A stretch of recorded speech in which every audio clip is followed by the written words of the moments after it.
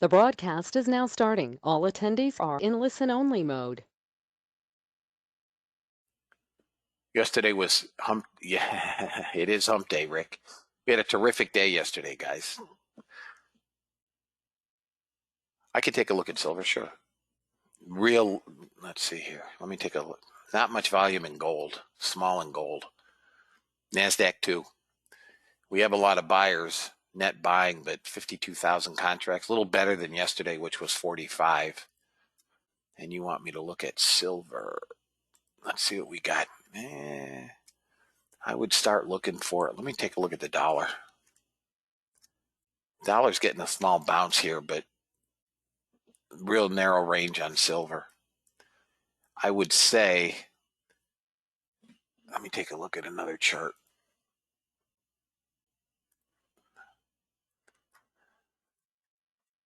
Silver might be interesting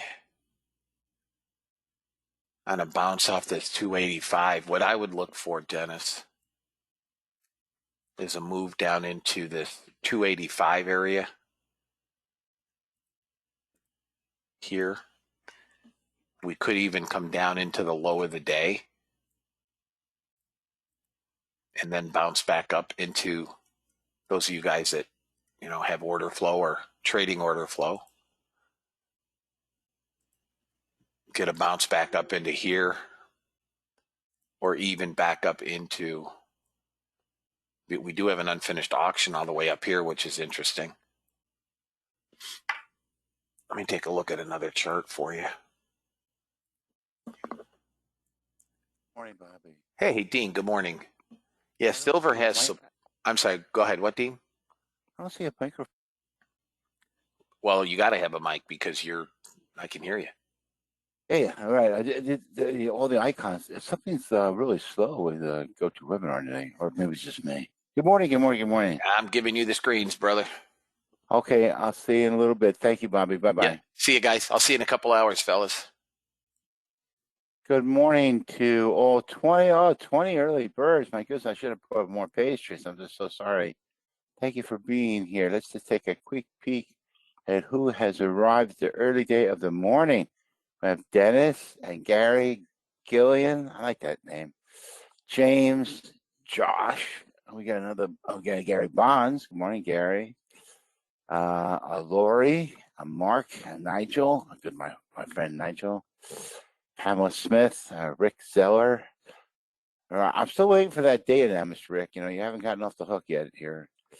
And I have Roland, Sal, and Stuart. And I think that's all. Akeem just came in, and Alan, and Bill, and Brad, Christopher. So good morning to all you all. Do you have any questions you want to get off your chest right away? Like, Trump coming back or something like that. How low volume, but you could buy.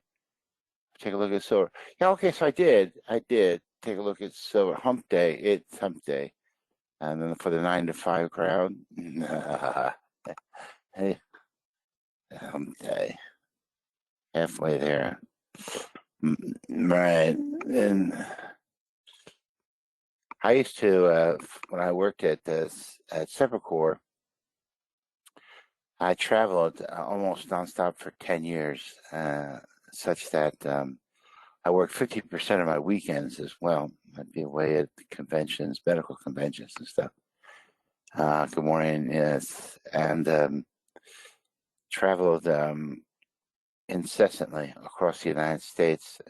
I've been to Germany 50, 60 times, to Switzerland 80 times, to France, 50 times, Spain 30 times, Japan 15 times, China 15 times.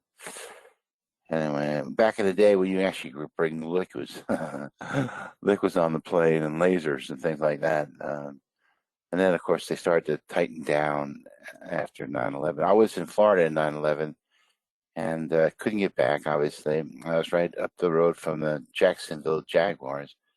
And I went skydiving at DeLand Air Force Base a couple of times. Apparently they were open. It's very odd, but you hitch a flight straight up on one of the open planes and just jump out. Well, you had instructors and stuff, but still.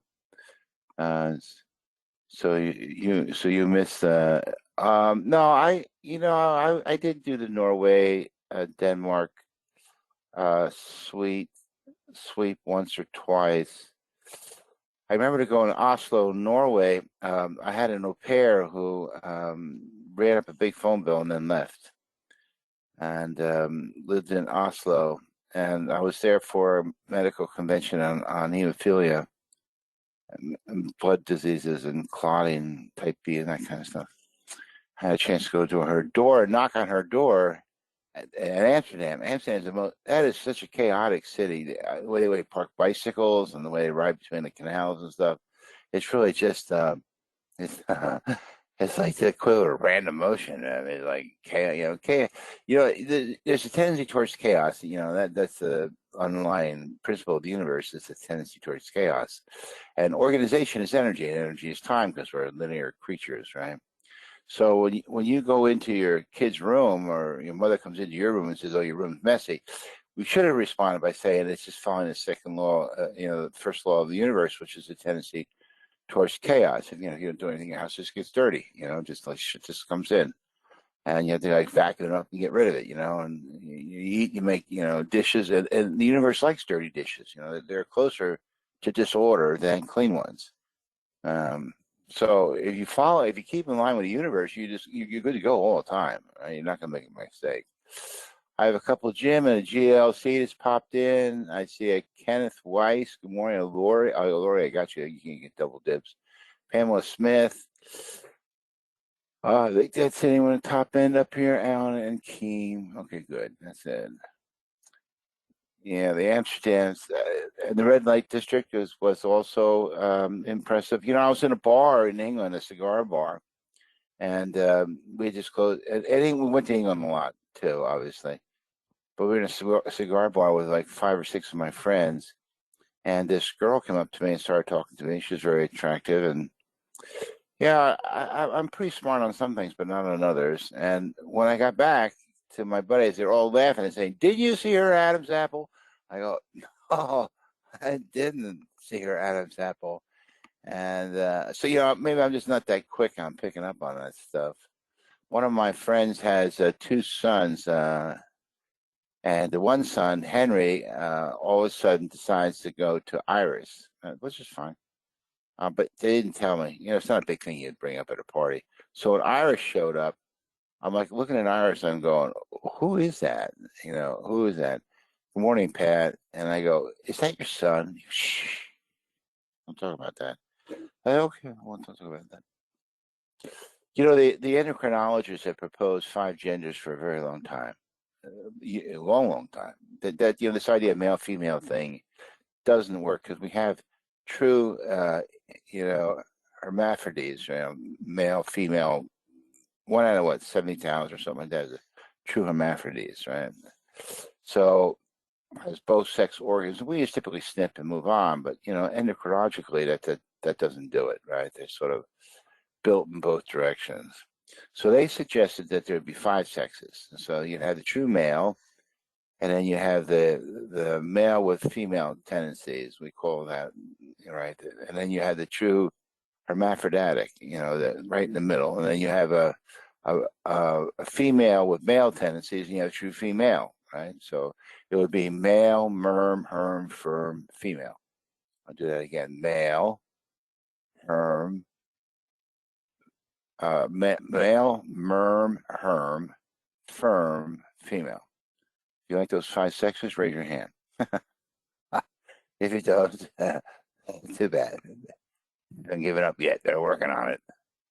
Let's see what we have for training today in the early hours of the morning. I have my 3 indices up and running, and we are Wednesday is historically a huff and puff day. It's a really great day. I hear my bots filling in the background. We see who's kicking dust. Only 2 of them. And he has 377 and a who? Oh, Mr. EMD lit up. Let's go find Mr. EMD in a minute here. EMD. Ta-da. EMD's on along. Now, EMD had a hard time last month. almost all last month. Got its ass kicked. So it was a big dent in the a hole in the mathematics, if you will. This is Wednesday, hump day, as Rick says. So let's pay attention to this for a few minutes and see what we see. This is the big picture over the last 36 weeks, roughly you would say 9 months, but if you include all the holidays, I mean, they're built in there, it's 11 months. Okay, so 26,000 divided by 137 trades is 191 a trade. I'll take it. 39,000 gross profit, remarkable. 292 a trade. I'll take that. 10,073 once. All right, so we're just on cloud nine with the big picture. And the big picture says to you a lot of times, you ought to hold the line, right? Ought to hold the line. The last six. Let's just focus on these numbers right here. The last 6 weeks, Target 1 and Target 2 have done well. Sales have been weak. Last 8 weeks, sales have been weak. Last 4 weeks, sales have been weak. So on gold, if we have a choice, don't do sales. And it doesn't mean today's going to be that day, but historically, that is the weak link in the armor. Mr. Nasdaq doesn't have that weak link. Target 1 and Target 2 are robust. And except for this little divot here, which must be a bad day, both buys and sells are victorious. Agreed. Coming down here, we would just avoid buys on Mr. YM if we can and stick to longs. Target 1 and Target 2 are taking care of themselves. So longs on YM, longs and shorts on NASDAQ, longs on gold. Anyone have a question on this? This is called a multi-time frame analysis. You're cutting out? Okay, let me fix that. Let me show you how you fix that, okay? Let me see, cutting out. You come over here to sharing. And no, that's not going to do it. 1 second here. I need to find audio. Is it here? Yeah, okay. Sound check. So you go to sound check. Oh, here we go. Sound check. I go to the microphone and I have to do, it's not gonna, it doesn't have it here, does it? All right, fine. I know to fix that. Hold on for 1 second here. Skype has that. Yeah, so what it is that your microphone can be set in 2 ways. One way is a steady volume, steady, whatever you call it, sound, fixed volume. The other way is the microphone can rise, wait for you to start talking and sort of drop its volume in accordance. But when you stop talking, it sort of looks around. It may increase volume. So I'm in Logitech, which is fine.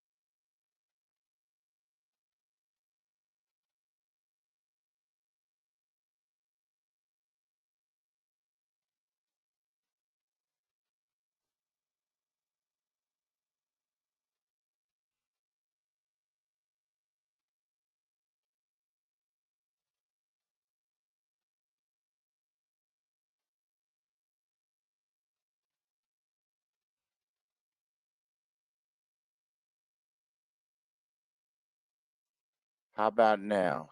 Here. Hear me now? Hear me now? Yes, okay, good. Thank you very much. I'm so sorry for that. I apologize. All right, so we have a young fellow here named Akeem. Akeem says, I'm here for the 7-day trial. So to give you the lay of the land, Akeem, so that you're familiar with this room, it starts now at 6. It's a recent addition from 6 to 8. I take the early show. I'm a bot man. I've watched these bots for a year or a little longer, wrapping around now. I have a spreadsheet that will bring most grown men to their knees, and ladies too. And it gives me this analysis of how the bots have done. I started out with 19 bots and I'm down to 3. 19 bots down to 3. And here's what I've observed on these 3 robots. They are NASDAQ, Gold, and YM. It's the following. I watch them every day in forward walk as opposed to back test. So there's no hypothetical back testing. This is all forward walk. Here's what I know and I can share with you. The Gold bot, since I turned it on, has made 51,000 and let me see if you can read this okay. And 821 trades, averaging $62 a trade. NASDAQ, 116, 766 trades, averaging 152 a trade. Bravo, we love that. YM, its sister, 377, $77 trade. These are my 3 horsemen right here. Or stooges too, it could be both, right? But anyway, these are the ones I trade most often, and I trade them according to their mathematical behavior. That is, how well they've done in the past, how much they made, what days they make money, and what days they lose money, because we have learned for some time now that the robots, although they are consistent unto themselves, are treated differently across the 5 days of the week. So are humans, by the way. It's not them. At 8 o'clock, Bob Amico will take over this room, and Bob has these robot settings, the same as me. More robots too. He has other robots. He has an indicator, a trading indicator. I don't know what's for the name. So, does it have a name? His new indicator?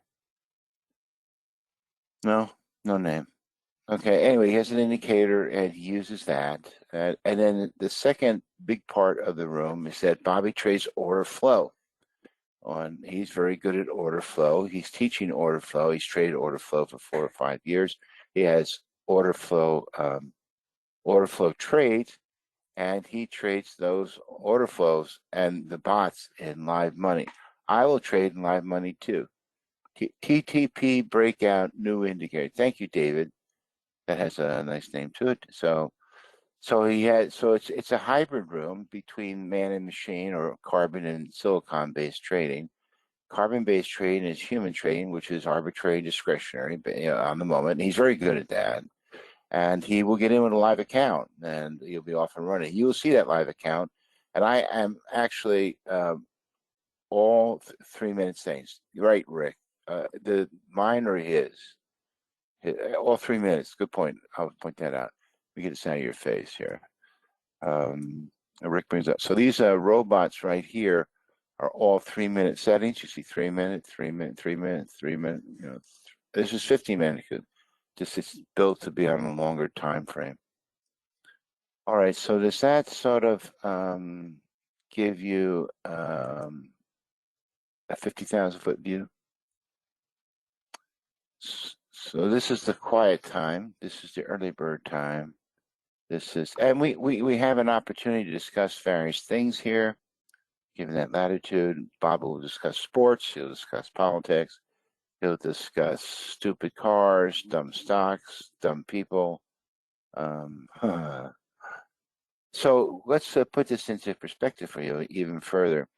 There are 4,215 robot programs out there, thereabouts, plus or minus 30.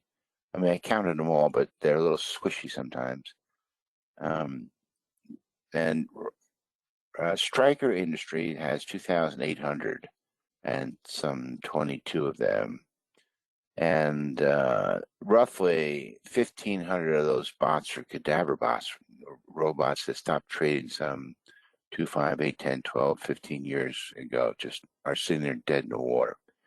They have about another 500 or 600 bots that actually trade and make some money, lose some money, or lose a lot of money, just like us, worthless.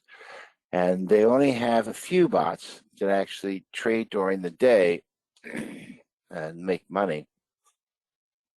But unfortunately, those bots trade once a week or once a month. So they're not actually day bots. The same story for Collective 2, for example, and Futures Truth, which has 700. And I will say that iCannon Systems has around 1,900 robots, and they're all active, so none of them are old, but most of them just don't make any money, hardly trade at all. So this is a very good robot system we have here. It trades sometimes a day, 3.5 average times a day. And so it's a true robot trading system. All right, so that's, is there a difference between a bot and an algorithm? Only, no, an algorithm just says that you have a set of values or a set of expectations or a set of trading principles, and you can download those to mathematics, you know, to a program, a line-driven program. It says if this, then that. It's like what they call Boolean logic. And so an algorithm and a bot are the same. We call it a robot algorithm, and algorithms in general are hands-free. You turn them on, turn them off, and they work for you. Can I plot the moving average tick also on yes, you can. Can I plot the moving? Well, these are the moving averages right here. Do I have that right? We're seeing these moving averages. Dean, I have a screenshot of your settings on NASDAQ, I think, and it shows ATR, no, 12. Yeah, you can like Bobby's. Can you tell me which is better? Yeah, no, I can't. That's a good question. I set these, you'd have to, I mean, when you set the ATR down to 5, you're encouraging the bot to take more trades more frequently with asking for less money. And so your first question would be, as a trader, is that a good idea? Right? Does that make sense? Should I do that? How can I do that? Dean, I have a screenshot. Okay. Right. And Bobby's changed the bot's settings in the members area several times over the course of last year. I mean, there was the original January postings I did, and then there was April, we did it, and then August, and then October. And I saved them someplace, but they were done to respond to changes in volatility and movement in the market. So they were compensatory, or, you know, responsive and compensatory to that. So, and then to your question, then do they make more money than the previous settings? I don't know. But I mean, I had the RTY Unirango, and in 2 months it just blew his brains out. So I don't know what I was doing wrong. I mean, I grabbed the settings straight from the members area. It just didn't make any money. So how can I do that? How can I do what, John? When you say how can I do that? Who dat say who dat? That's before romper room. Who dat say who dat? Moving average 144. How can I get a moving average of 144? Like up here instead of 177, is that up here 144 for gold? You just have to set that in your trends, right? On gold, on your indicator. So, okay. Look at this. EMP's making money. So you have to go right click on this, go to indicators, right click, go to indicators, and they will crawl out of their hole sometime in my life. Oh, okay, good. There we go. And so you see here where it says trend 1, trend 2 enabled. This is 144, 233. Tick. My machine. Oh, we have an ES long. That was cool.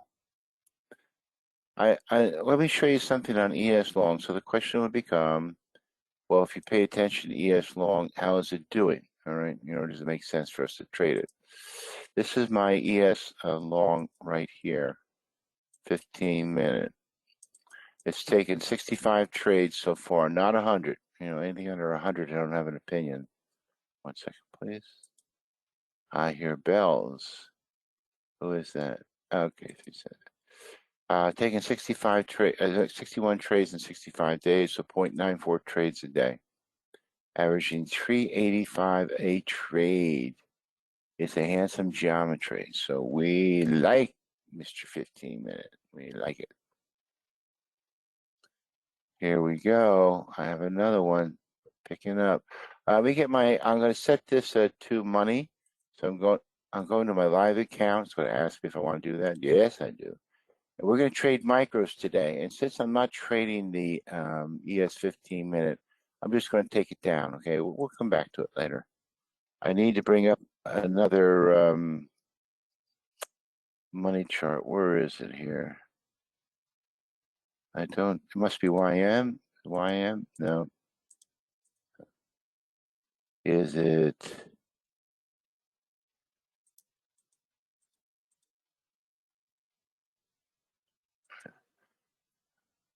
Move this out of your way. You can look at this.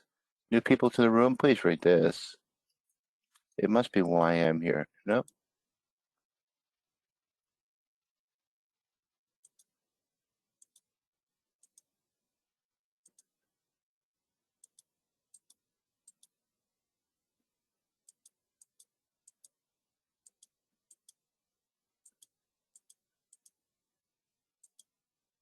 There it is. Gold, we're going to put it in micro YM.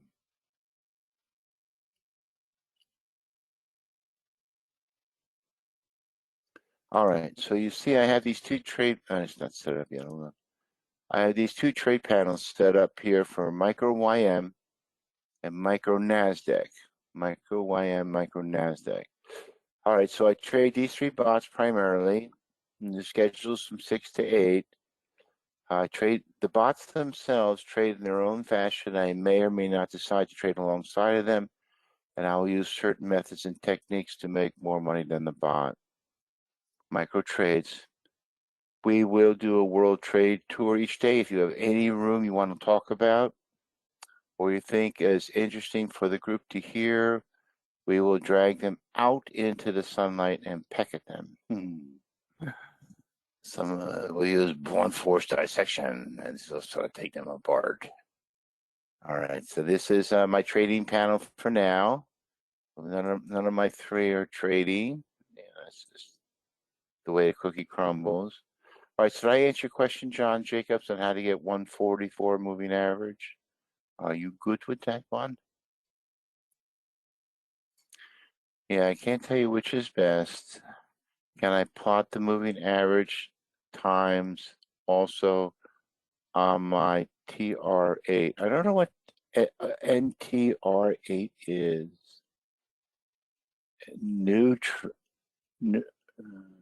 NTR8 trend neutral. Okay, we'll come back to it then. Oh, neutral. Yeah, you can, David. So can I plot the moving average? I mean, like this moving average here, or do you want to get it off? If you come up to the top, right? If you open this up all the way, you have these kind of roller panels up here, right? So levels are levels, right? You click that on, they're hard to see on mine. I'm gonna have covered it in. Never mind. Lines come and go. trend to the left comes and goes. Right. Status we don't care about. And trends, trades, you can click them off so you don't see them.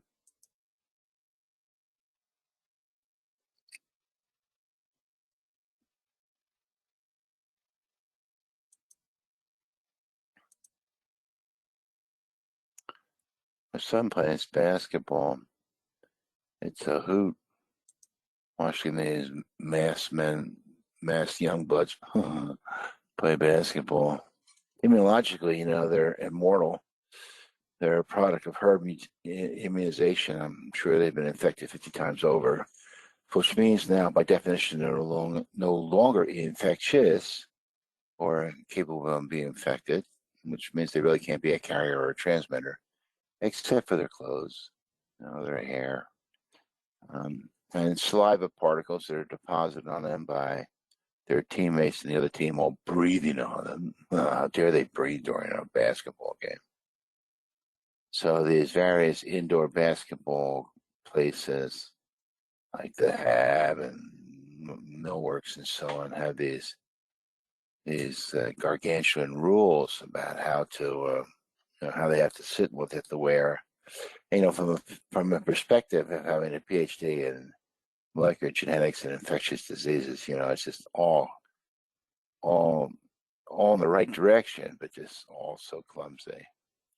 I think we should tape everyone's mouth and nose closed and leave them home for a month, and presto, we haven't made trouble at all. The other thing too is I was discussing with one of the people in the room. I don't see Tim, but yesterday, I'm not familiar with EMD. EMD, Lori, EMD is the mid cap S&P 500. It's a $10 instrument. Here it is. Two things about it. It's traded very, very in a very sparse manner with the Europeans. So I've opened this up for you here. You can see these bars are pretty intermittent. Here's one, right? Just like spattergram, right? Anyway, I took a trade here with a long, and so it's $10 a tick. That's the cost analysis. So this 59, we'll just say 59 even got out at 29 even got out at 29.8. So that would be $80 on the first contract, and it went from 29 to 37, which would be $170 on the second contract. Times 2 would be 340, plus the 80 would be 420, but it's 400. Excuse me, 400. So because this is really 29.1, so that's $20 loss on the fill, and this might have some slippage in it. So from here to here to here, $400. Now after 9:30, it's trade with fairly decently density. Americans love it, and it's reverse true too. The Japanese are not overtly enamored with NASDAQ or ES, right? So it's not as if it's just like one way. We're clearly in the European market now, and they are going to go to lunch. They are going to lunch, right? 5-6 hours difference. They're going to lunch. They're at lunch, so the volume will dissipate. When you look out the window and you take a trade, you say, I'm going to buy something, right? I'm going to buy this, I'm going to buy that. You have to realize that tens of thousands, if not hundreds of thousands of other traders are out there. Japan, Russia, China, that kind of place. JP Morgan. You can't see them and they can't talk to you, but they're there. It's Olympic size quality and quantity of competition. And I think if you do this little dumb data box down here, show data box, and this thing, it sits right on this bar right here. It says 25. The volume's 25. You think there's 25 buyers in the entire planet? It's one or two log orders reduced, so 250 or 2,500. And it's just that it's reduced, 2 log orders reduced for simplicity of presentation. But it's not 25 people on the planet. So there's a huge number out there. Answer your question? Mr. EMD. All right, no trades right now, so I'm just going to go mic quiet. Let's just put this into the group here. My computer's running like mud today. I was going to want. Oh, you know, I had this big ass update last night when I shut down, and big ass clumsy startup. All right, so let's just do this. Mic off. Coffee. Making coffee.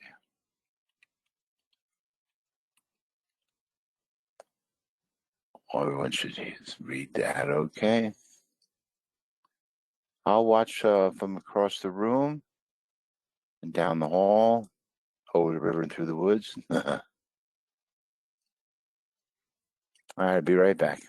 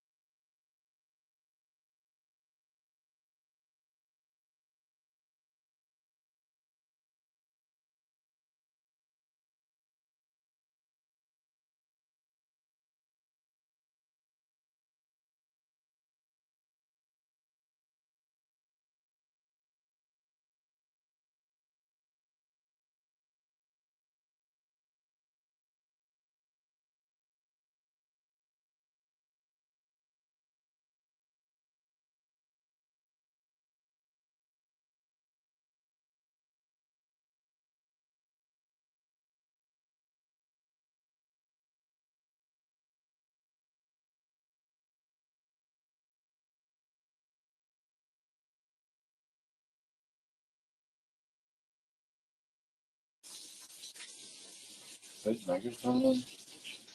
Using hardware. Not. We used the new hardware one. So you guys hear me okay? Let's make sure you're a little quiet here. Might be the morning. Here, me. Okay. Yeah. Okay. Thank you. I know it takes a while to get over your computer and type. Anyway, Dax, and good morning, John, as well. Oh, just a whole second. I got something banging on the other screen. Give me 1 minute. I promise I'll be right back.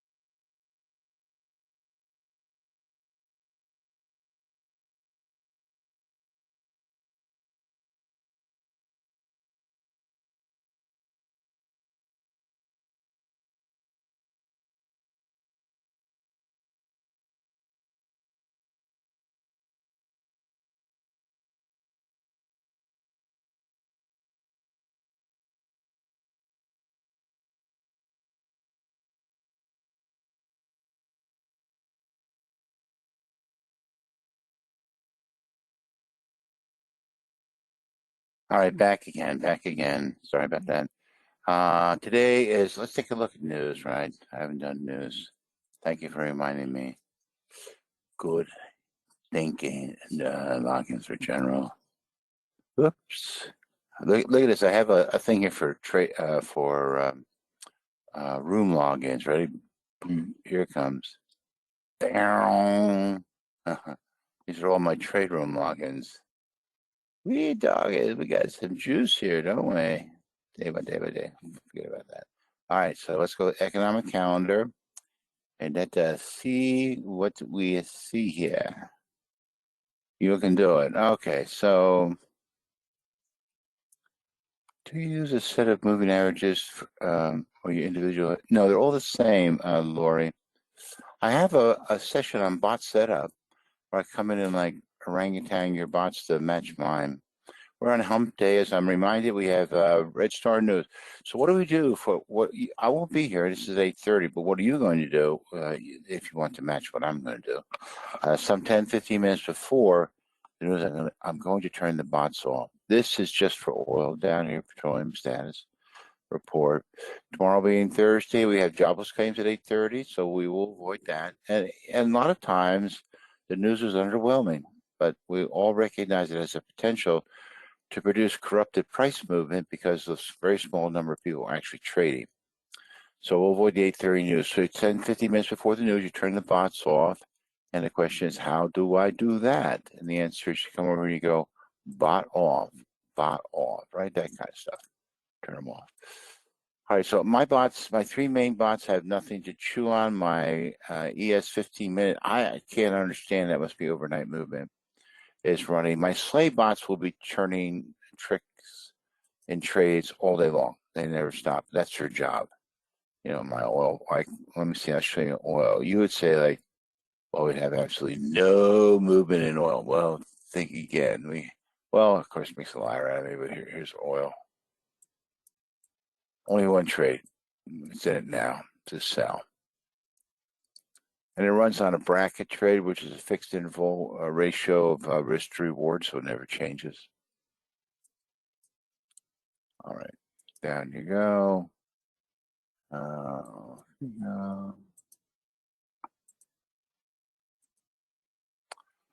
right, no questions. So this is, Bobby and I had talked about this idea that, there's be this like flat zone, but it's not true. The early morning couple hours here can be vibrant. show a number of trades. We have an EMD trade, an ES trade he will not have. Well, maybe he does because he'll have his bot. His bots are co-aligned with mine. So or similar. So he should have a similar response. Which bots are you trading live now? Mark Walsh, I'm going to be trading gold, NASDAQ, and YM all the time. And I'm trading them live, except if they're counter-indicated. Like tomorrow's going to be a day that has a lot of counter-indications to it. So we'll trade them sim, but we trade them live or sim, not so much to make money, although we want to be profitable, but to demonstrate proper trade methodology and technique and how you can make a lot more money than the bot itself. And it's not to do with taking more contracts or larger targets or things like that. It's very small incremental changes that collectively over time are quite nifty. Over a large period of time, thousands of trades are remarkably gifted, and they look so minuscule, really, when you first see them. All right, so NASDAQ's dropping to its knees and going down. You see the big picture here? Is it just a little bump or what? No, it's coming down.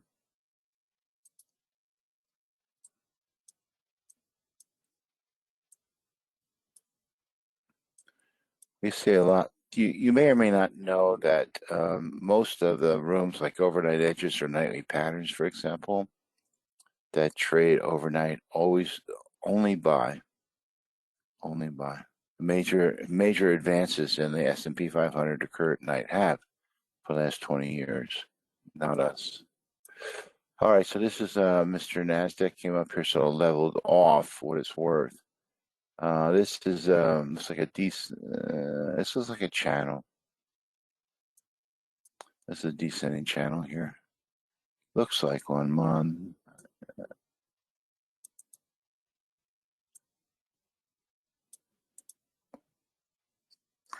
All right.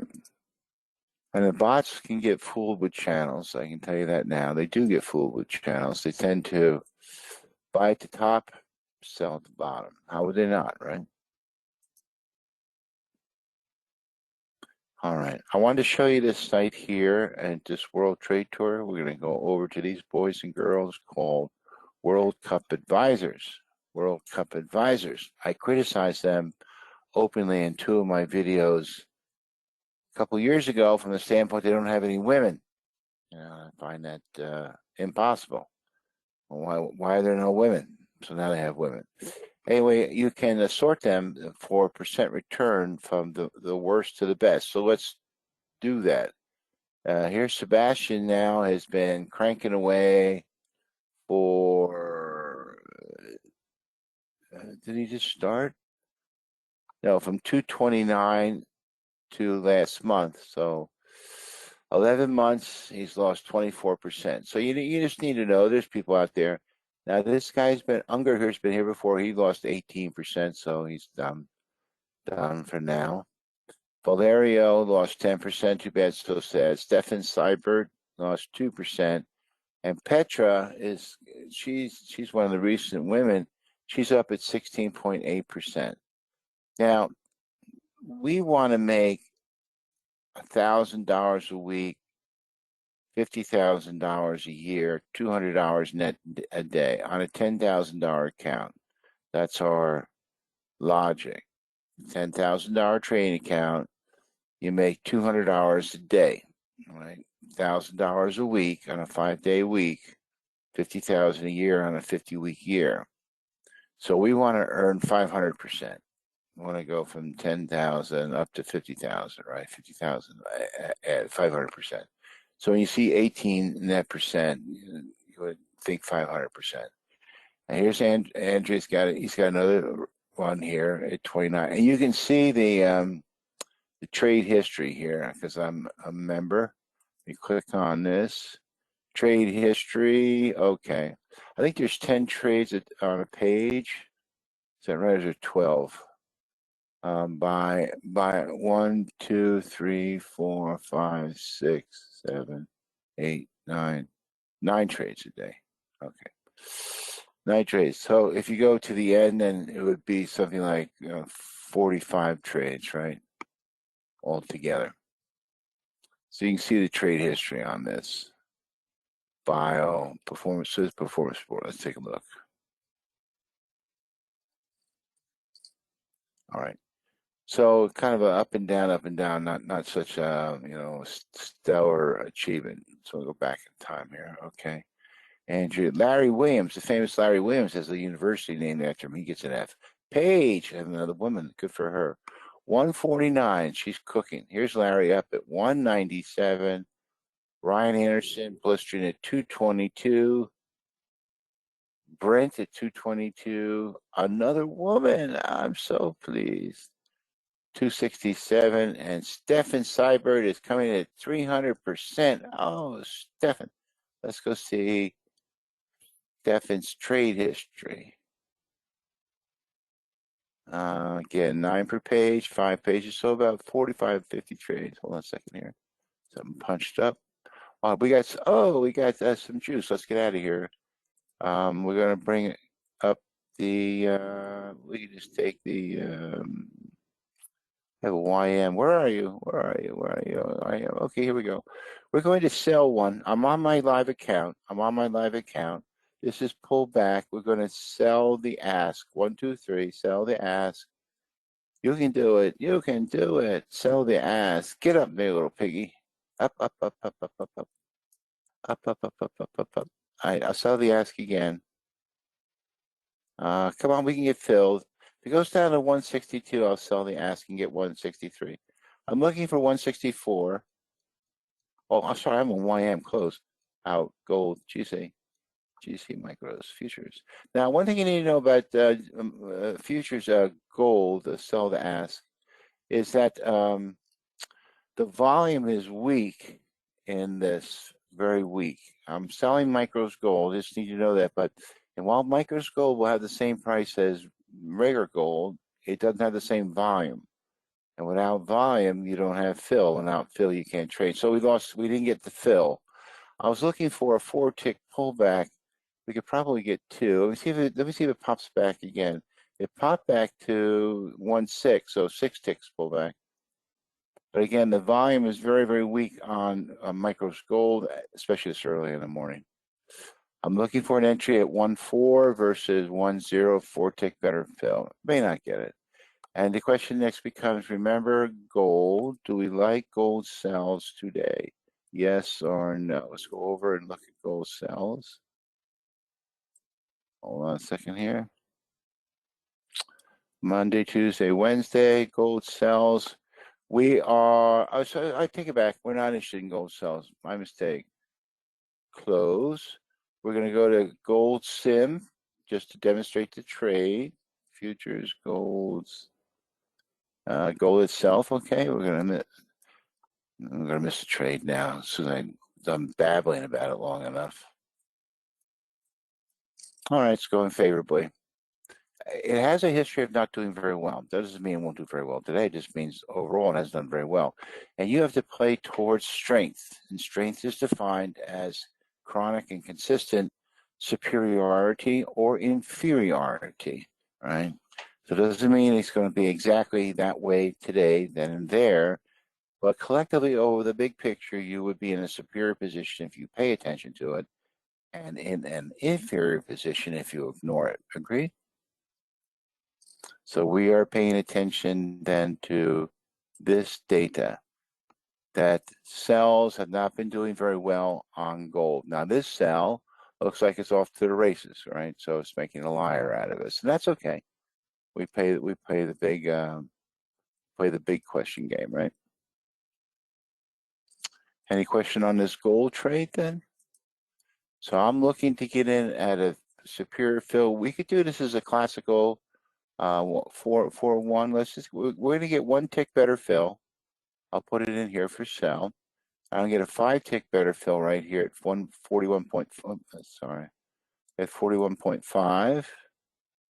I'm going to put a bracket trade in here just to get me in at 40 ticks either way.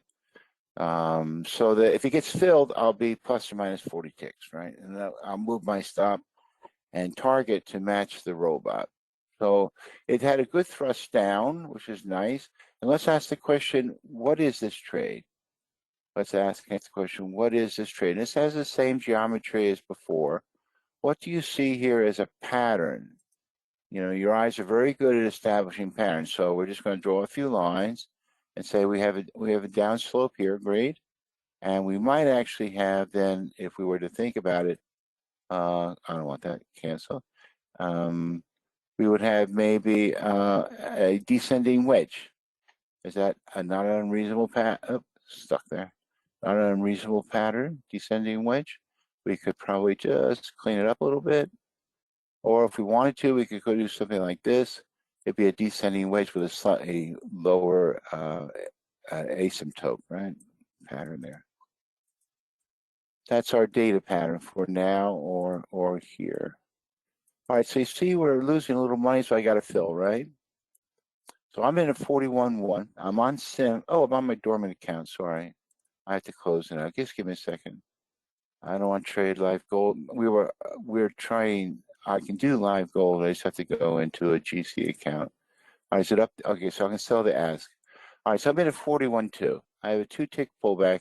I'm going to 41.5. That'll be a 5-tick pullback. And I'm going to 42, which will be a 10-tick pullback. Agreed? 5, 1, 2, 5, and 10. Okay, so I have my second fill. So my average fill is 41.3. So that is 2 contracts at 3 ticks better fill. Each tick is $10, so I'm up 60 bucks, right? 60 bucks. And I'm looking for a third. All right, let me give you the targets and stops now. When we track these spots, when I track these spots, you ought to track these spots. You ought to ask the question, how does target 1 do with target 2? It says right here on average, target 2 for winning trades averages 398 a trade versus 226.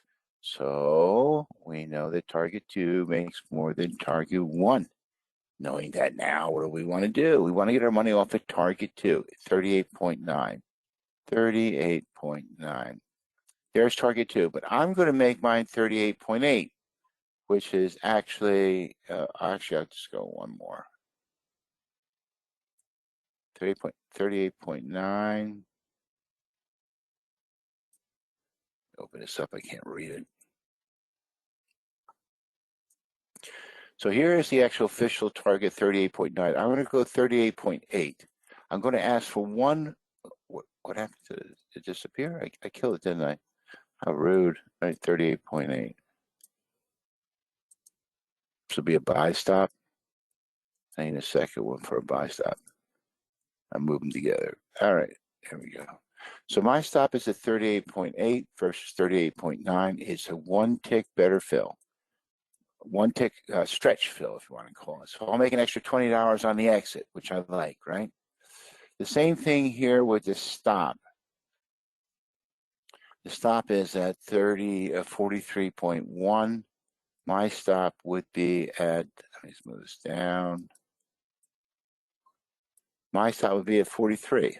So this is a buy stop up here.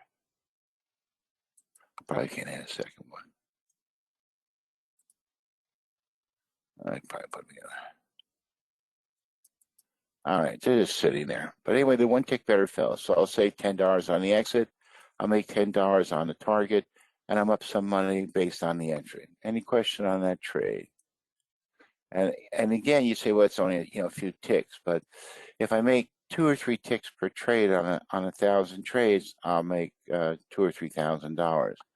If I make 10 ticks, I'll make 10,000, and so it goes on. And you would say, well, that's a lot of trades, but last year we had easily thousands of trades. So it behooves us to think that way.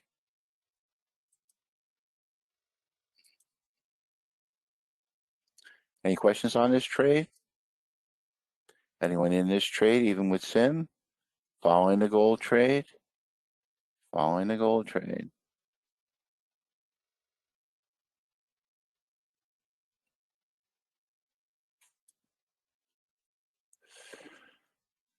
When I trade live money, you can trade live next to me. You can trade in a micro next to me. One contract, you'll make $20. Thank you, Chris. Or lose $20. Your idea is to develop trade strategy practice, if you will. How does one buff up a trade? And the idea is you can always look, I tend to pull, when we look at this trade right now here and look at it openly, for example, all right, so let's pull it over here. It's right within our channel and we're still within our channel, right? But the idea is that the trade came in here at 40.9. Open this up so you can read a little bit. And it pulled all the way up here to 7, right? So 8 ticks. And I track the average pullback on these trades, all trades, by instrument, by index, for example, and ask and answer the question, is there an opportunity to make more money with a superior entry? Not 80 ticks or 20, but a couple here, 5, and so on. So I'm up $60 on my entry. I'll make $20 more on my exit, or I'll save, $20 on my stop. Either way, 60 and 20 is 80. So if I get stopped out on these 2 contracts, normalize the 3 contracts will be $80 times 1.5 or 120.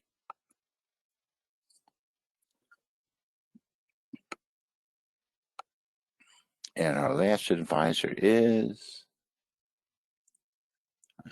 Trades. Let me go back.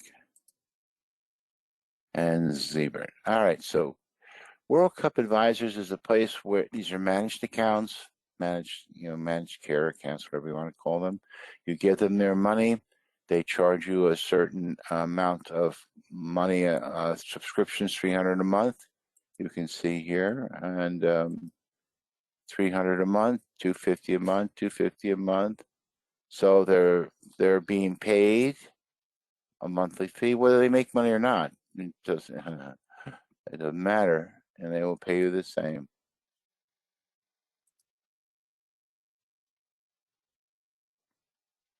All right, quiet morning, but we have, let me see what happened to the 15-minute. Hold on a second here. No. It'd be nice if you could label these so they could say, oh, here's 15 minutes. We'll pull them over here. All right, sell on Mr. Gold, long on Mr. ES, and long on EMD. Those are, I think, the three trades I'll be logging in my journal for.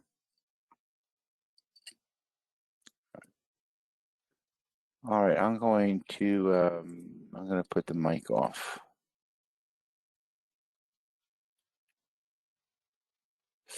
I'll be back.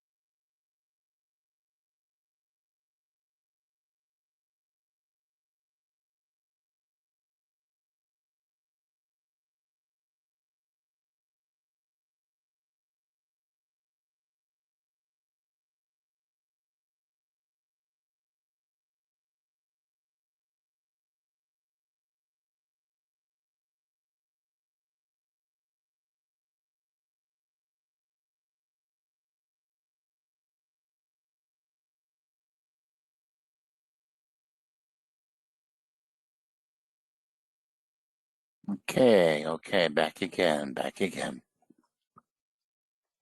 Josh Thomas, you bought that, all right. So we're in a little trouble here, not a lot. I have 3 contracts filled now. The average fill is 41.6. That's $60 more per contract. Times 3 contracts is $180. So if I get stopped out, I'll save $180 plus 1 tick, another 30. I'll save $210 on a stop out. If I get paid, I make $180 more, plus down here, another 1 tick greater fill on my target, another $30. So I make $210 more. So that's a lot of money on a single trade, right? A lot of money relative to what the trade is capable of making. I'll show you some of my other trades here. This is Mr. ES 15-minute. So it's in trouble, right? Take a look at this all the way. Here it is. Came in here. Entry at 2050. You can move this out of the way for you. At 2050 right here. Target 1 was filled. Let's kind of pull back a little bit.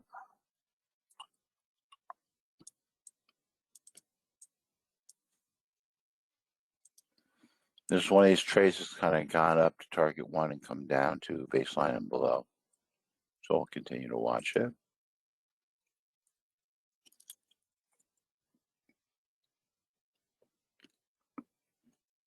I'm not sure if you hear me chewing or not, so I apologize.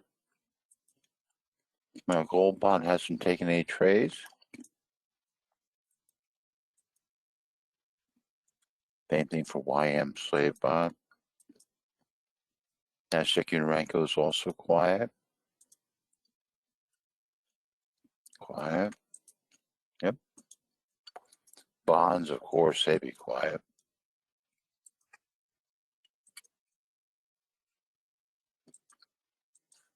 EMD, you know. My CL bot's just laboring away on 1 trade. It's a lazy morning. Good, lazy week. Bobby's been complaining about the whole week.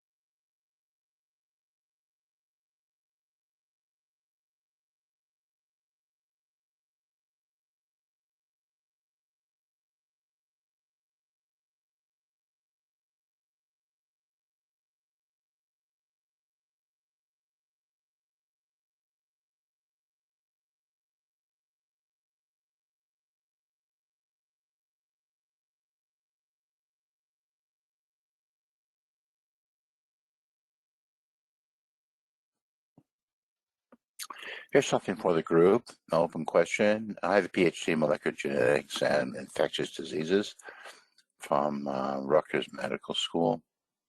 Do you have any questions about the pandemic, the vaccines, current methods of treatment, people's behavior? No.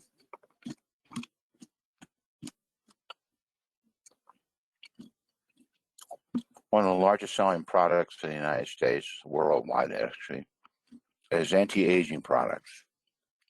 Anti-aging. Or we got our first shot. Okay, so you have the split shot. Split. You know, in microbiology, the first shot is called preparatory, and the second shot is called provocative. Preparatory and provocative shots, and they're designed to give the immune system a kind of a 1-2 boost. And the boosting ability is dependent upon the time frame of separation. The immunological system requires a certain amount of time to conduct its surveillance, which is how it finds the antigen, the preparatory antigen. and then react to it, so that when the provocative antigen comes along, the immune system is prepared in the way that you want, right? Because immune systems can be hyper alerted to produce reactions that you don't want, like reagenic allergic reactions. We want antibodies are called opsonic antibodies, that they sort of gobble up things and take them away, as opposed to reagenic antibodies, which, like, cause you to go into fevers and get sick and so on. So preparative and provocative. But if you shorten the time frame between the two of them, so you give the preparative today and the provocative tomorrow, you hyper accentuate the allergic reaction, or the reaction of the two antigens, in what's called a reverse passive Arthur's reaction. That's an old, very old thing coming out of Germany. And it was one of the ways. Any ideas on what vaccines are made of? Do they have RNA? This will produce a problem to modify your DNA. The second was, well, okay, so let's be polite about this. As you know, viruses, although they're the newest, in quotes, the newest life form on the planet, right, do not have all 7 characteristics of life. The primary one being that they cannot divide. They can't procreate on their own. They're sort of like off to the side. So they have to procreate with your DNA. So their job is to divide using your DNA scaffolding, hijack it, so to speak. In doing so, in this admixture process of where they take your chromosomal DNA and say, go make me some microsomes, go make me some ribosomal and RNA, go manufacture my coat, my protein coat, and go manufacture my DNA and so like that. In doing that, there's going to be there's a huge amount of interaction with our DNA, and the virus becomes contaminated over time with our DNA. And so those are known as mutations. The virus mutates. And there's been over 400 known mutations. And to answer your question on they can be what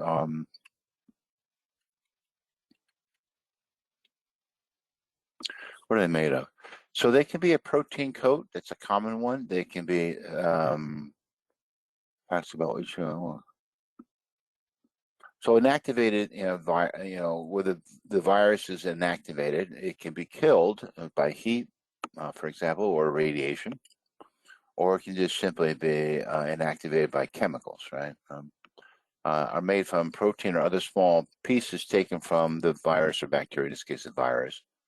Pertussis vaccine, as an example, contain a chemical made from the virus. All right, so let me see here. What are COVID? That I knew. COVID-19 vaccines made of.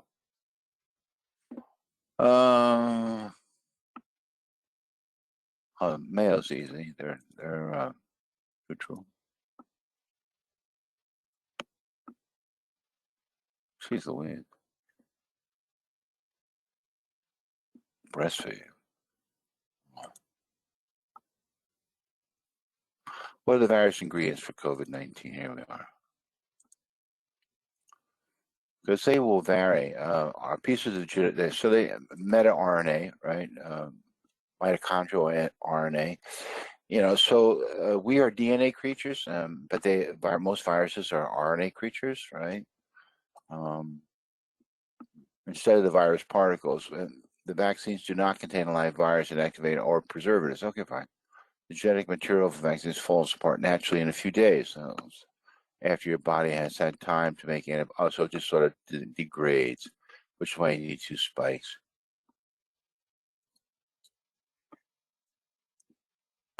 Wrapped in oil packets. Oh, right.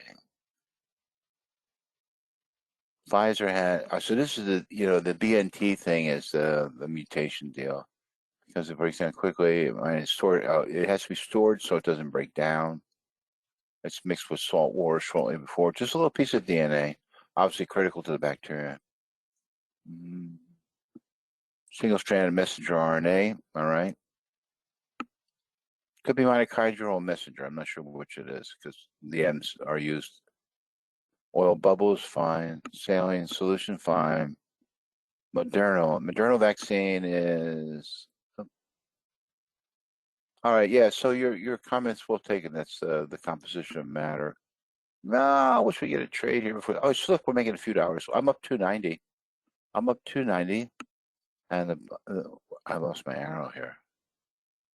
I think my screen's. Oh, there we go. I'm up 290. This is up 110. Do you see the difference on pullback entries alone? It's a good thing, right? We like to pull back one.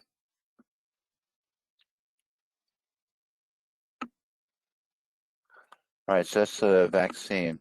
So, like I worked at Merck Sharp and Dome after I got out of college under a guy named Maurice Hillman, Dr. Maurice Hillman. Maurice Hillman is credited with saving more lives in the 20th century than Jonas Salk. He was the vaccine king of the world. And when I was at Sandoz, after my PhD and my residencies and so on, when I was at Sandoz, I worked in the monoclonal antibody department for like 6-7 years. And we just did antibodies all day long, or antibody things. Things from bat. Do you think it is from a bat or gain of function? I'm sorry, I'm missing that, James Zink. Do you think it's from a bat, like a bat, like that flies around? Bat? Oh, COVID. You mean the original one? Yeah. Well, it came from Wuhan. The first known case of COVID last year was December 31st.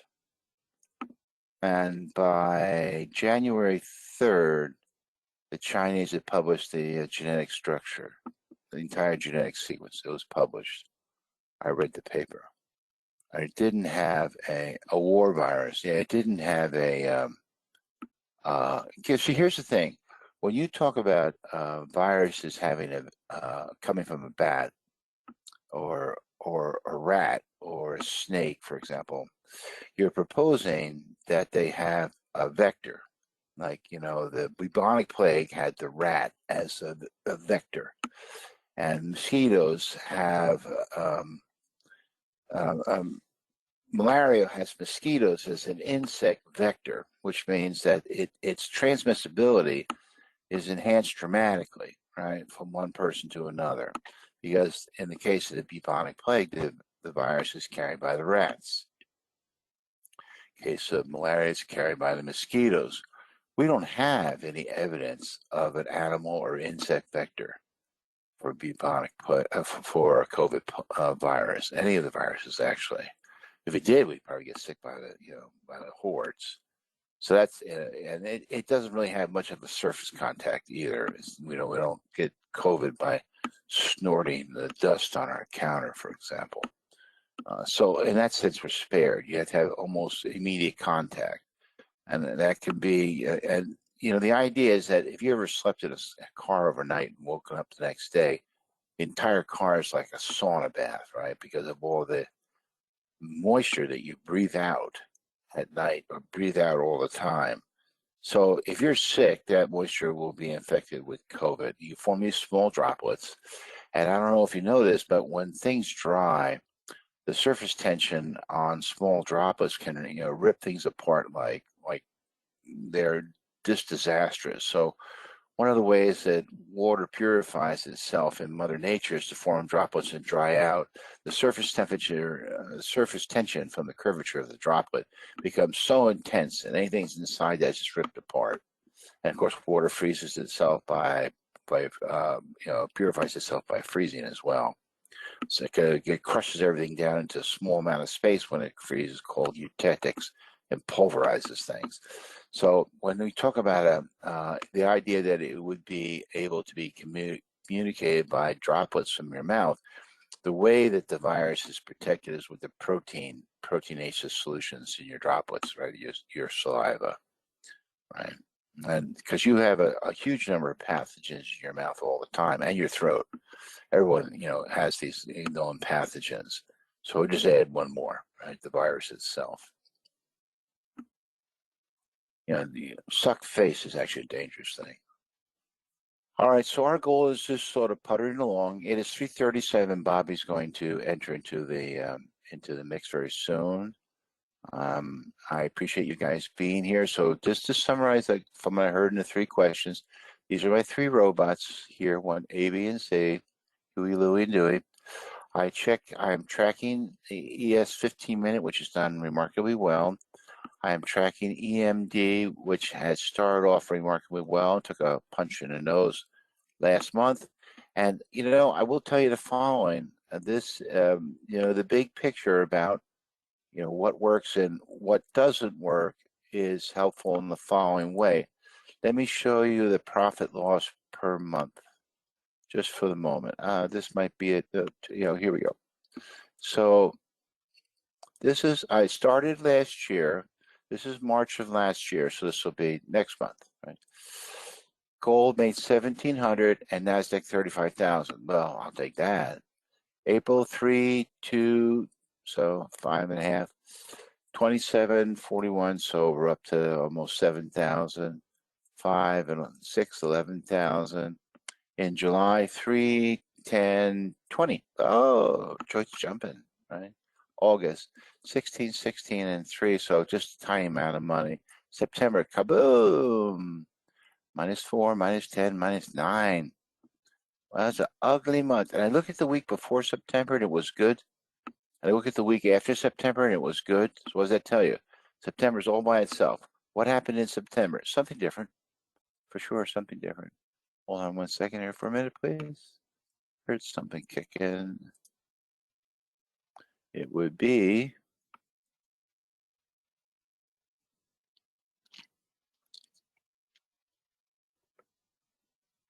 all right. So the idea to point out to you is that when we look, so September was a very poor month, and back to October 8, 14, and 7, it's just like we never even saw it. November 6, 16, 7, and December took a nosebleed on gold. Nasdaq made up for it. This is January. This is last month. So 7,000 loss on the gold, 14 on Nasdaq, 4, 11, and -21 on EMD. This is so sad. Kaboom! Don't know why.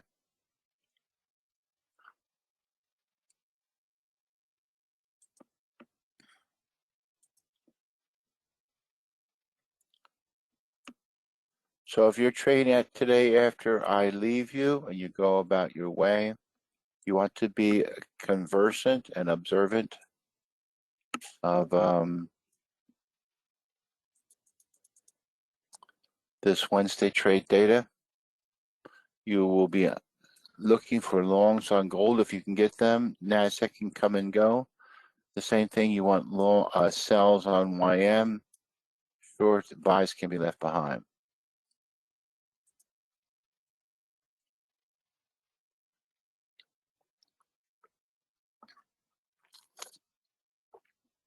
Bobby and I have both noticed that the markets are very lethargic.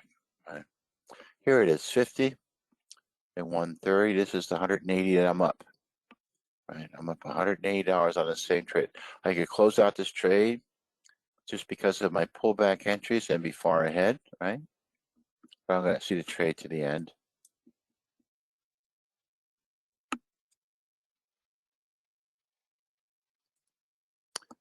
Yeah, we spent a lot of money on anti-aging products, and I can tell you categorically as a scientist, there are no products that stop aging, reverse aging, or slow aging. So what did we buy?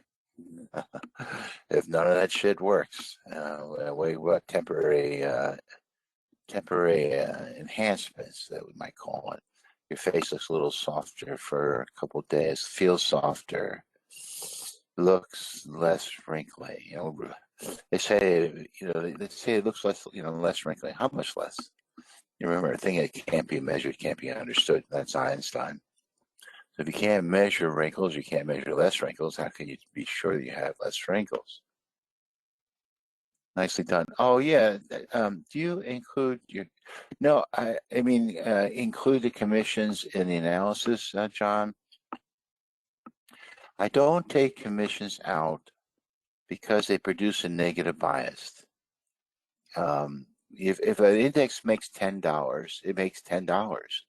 If it has to pay a $5 commission, well, that's different, you know, because you could also say, well, I'm going to charge this trade the daily fee for my Ninja platform, and I'm going to charge this trade the daily fee for my Rhythmic, and I'm going to charge this trade the daily fee for my cable, you know, my cable program, and I'm going to charge it for my coffee, and I'm going to charge it for my electric and my taxes. I'm just going to beat the shit out of it. So no, it just produces a negative statistical bias. It's not fair to the trade. The trade made, you know, if the trade makes $10, it makes $10.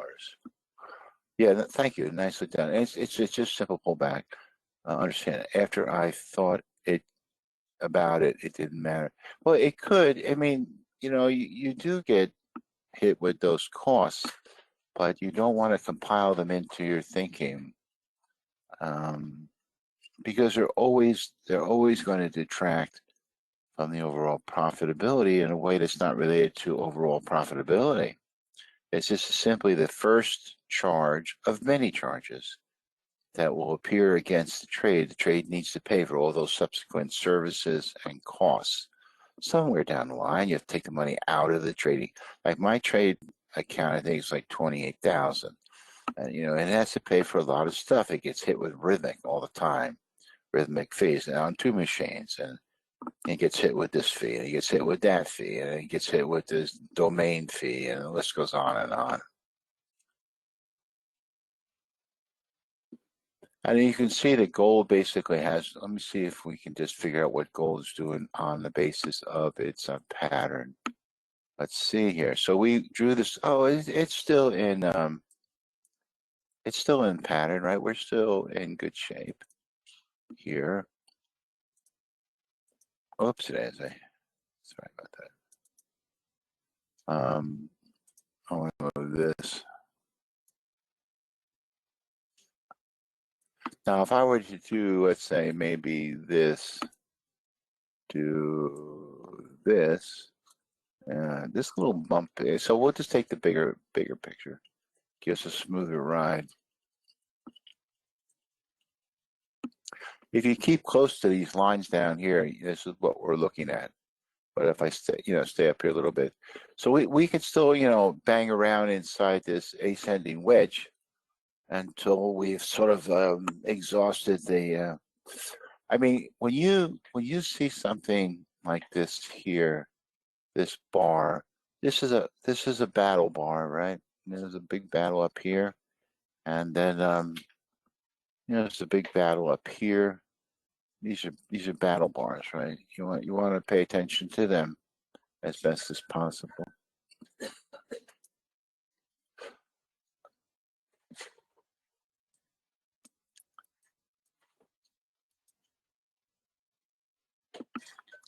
Mr. ES is stuck. We have nothing and nothing. Maybe some of my slave bots have picked up stuff along the way. GC no trades. YM is ready for a short. All right. Nasdaq Unorenco, all quiet. Nasdaq slave. Hey, dude. We're gonna get. I'm back. Hey, look at this, Bobby. We're yeah. I got the same trade. I didn't make as much as you. Yeah, see, okay. So let me just close out here for a second. All right, so you see how I made 810 on my 3 contracts versus 540 on the robot? I'll just finish up here. I did that all by getting pullback entries. Nice so job, I was up 2 ticks here, 5 ticks here, and 10 ticks here. So some $180 altogether. And then I asked for more money the robot got out at, show it to you here for a moment. The robot got at 8.9 right here, the second target, 8.9, and I got out at 8.8, so one tick further down, right? So I made an extra $30 on the exit, $180 on the fill, $210. I guess I made more. It might be slippage, but the demonstration is that with the same trade at the same time and the same index, you can go from 540 to 810, and you want to guide your thinking towards the idea that you can, so if you make an extra $50 on one trade and you take 1,000 trades, that's $50,000. Now you say, oh, 50,000. So even 5 trades would be $5,000. If you think $5,000 is not worth it, give it to me. I'll show you today how it's worth it. And the idea is you're not taking any additional risk. You haven't put more contracts on or made bigger stops. You're asking this idea where the bot got out. Oh, so the bot got out here at, oh no, I got all 3 of them, 2 out at 8.9, which is, oh, here's the other thing too. Here's how I made most of my money.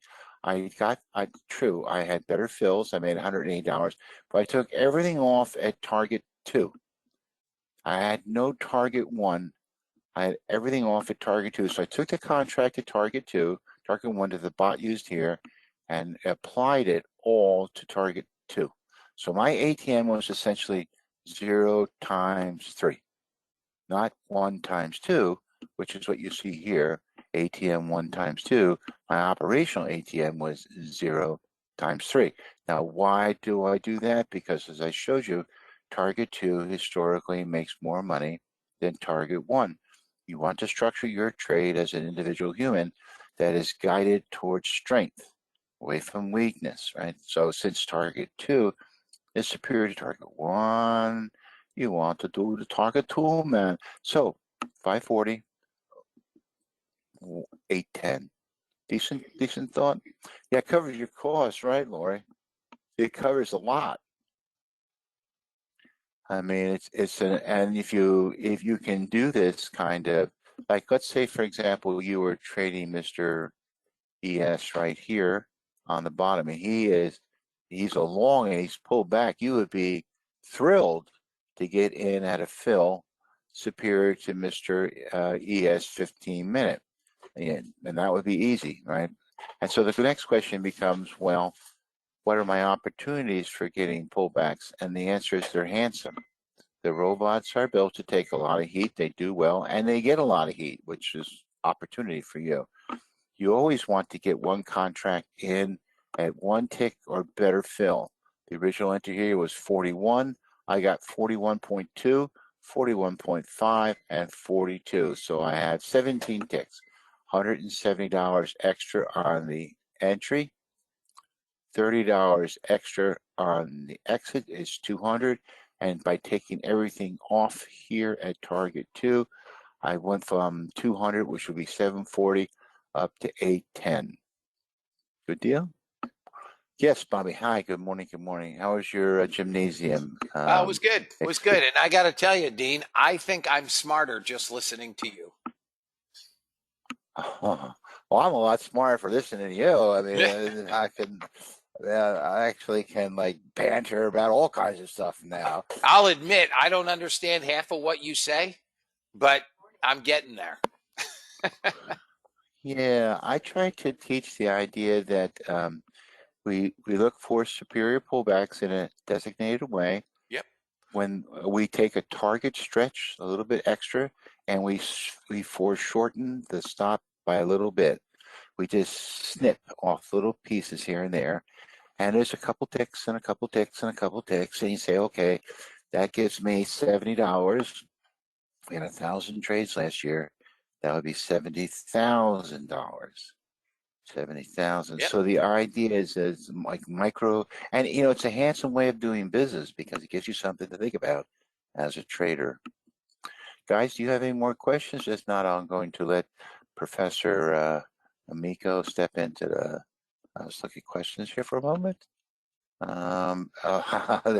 No, thank you, Gillian. And it's just I understand. After I thought about it, it didn't. It covers right.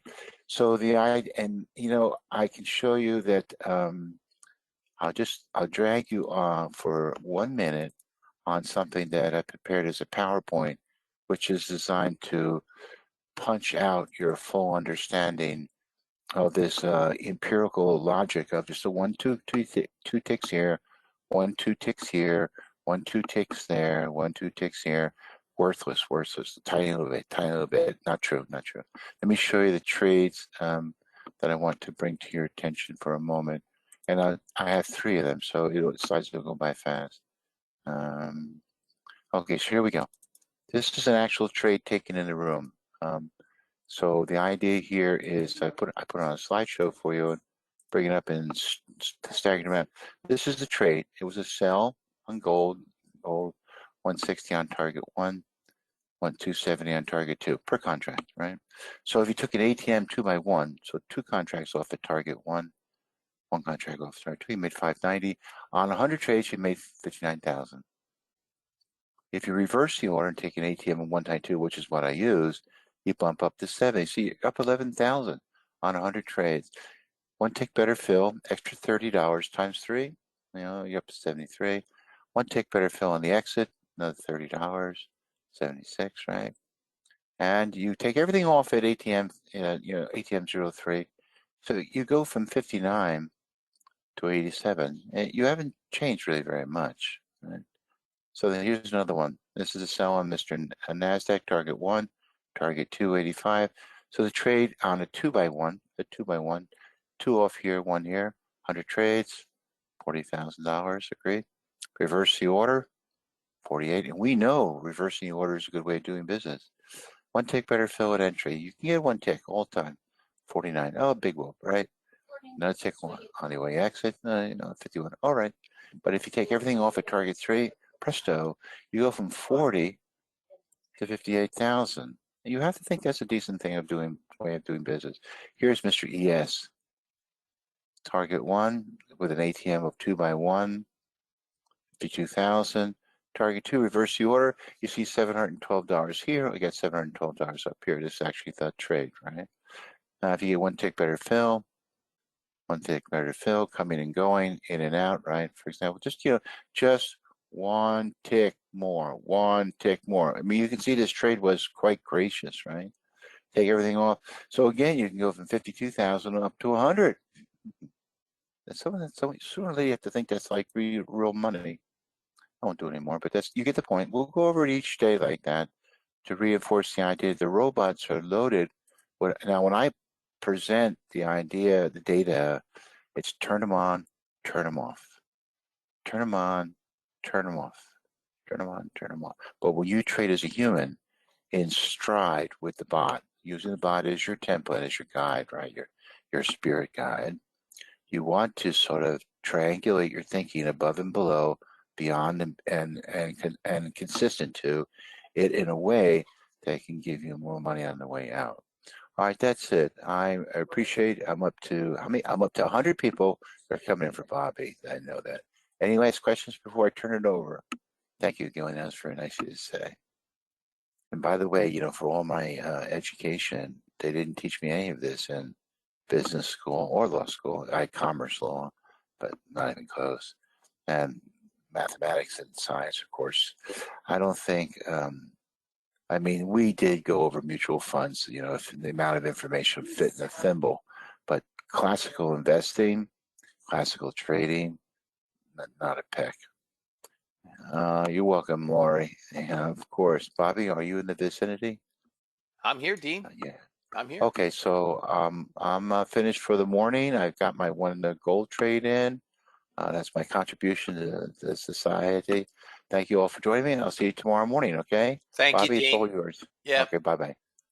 Guys, for those of you that are newer, and for those of you that are on trial that may be contemplating becoming members with us, Dean is in every morning at 6 a.m. Good morning, fellas. He is, without question, an abundance of knowledge, and his his knowledge is not based on emotion. It's not based on feeling. It's not based on anything other than probability. And he trades probabilities, which is what trading is about. Probabilities. Does that mean every trade will work? No, of course not. We all know that. But if you trade probabilities, you will have far greater success. In any event, guys, we're here. Yesterday was hey, good morning.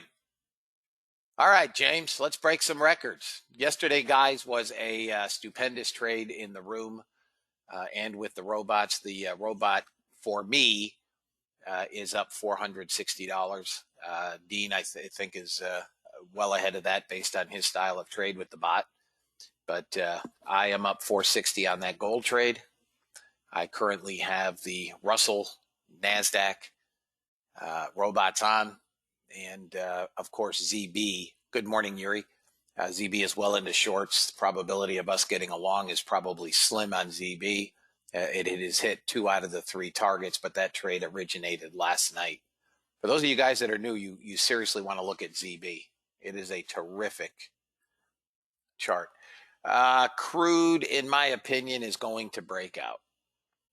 I'd like to see a pullback in order to get long.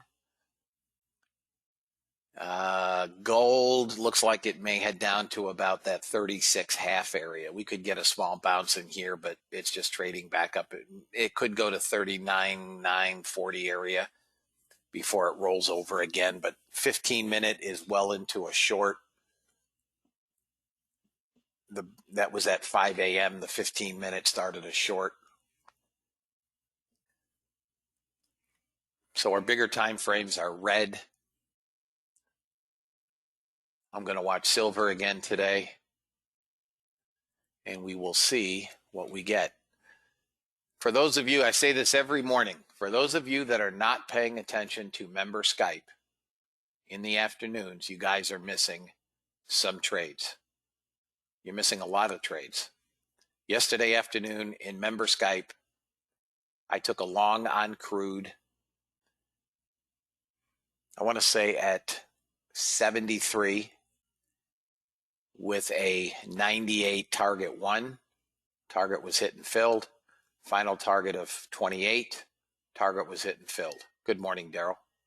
I gave a long on the NASDAQ at 669 with a target of 13,700. Target was hit and filled. I also gave a short. The ES was currently trading somewhere around 39.06. I gave a short into the close on a pullback into the 10.5 to 11 area and a target of 02. Hit and filled. Again, if you guys have made your day and you're done and you've moved on, that's great. You're adhering to your trade plan. That's awesome. My short on ES via Skype was amazing. Thank you, Joe. Thank you, James. It's basic order flow trade, fellas. We got the retracement and the drop into the close. It's a great trade. Good for 8 handles or so, 8.5 handles. So please, fellas, pay attention to member Skype. I mean, there are days when there's nothing going on, but I'm in front of my computer generally every day, all day until 4:15. All right, we're here. If you're here on trial, good morning and welcome back. Gold just got a rip up. Exceeded my 39.940 area.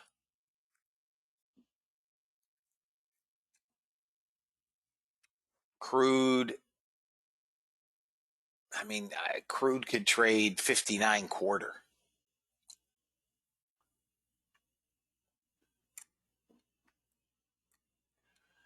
ES at the moment, if crude breaks out above that high at 76, it's going to give us some money. Gold, I missed the long at 41.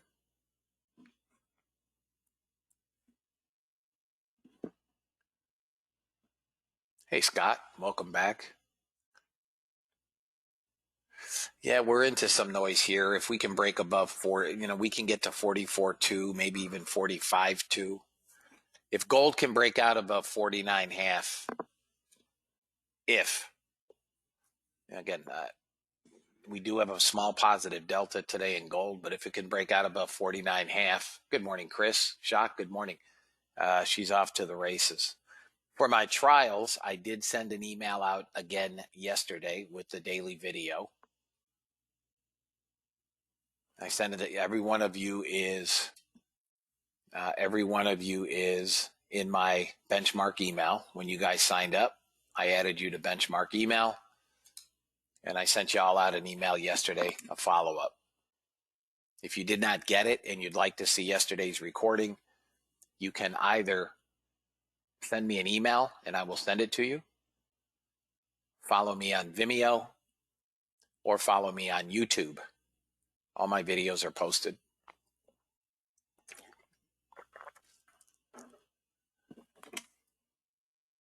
Guys, let me quickly read the government disclaimer, and we will get on with it. I'll check news.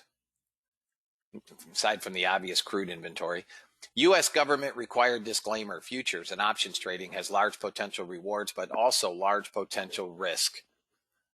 You must be aware of the risks and be willing to accept them in order to invest in the futures and options markets.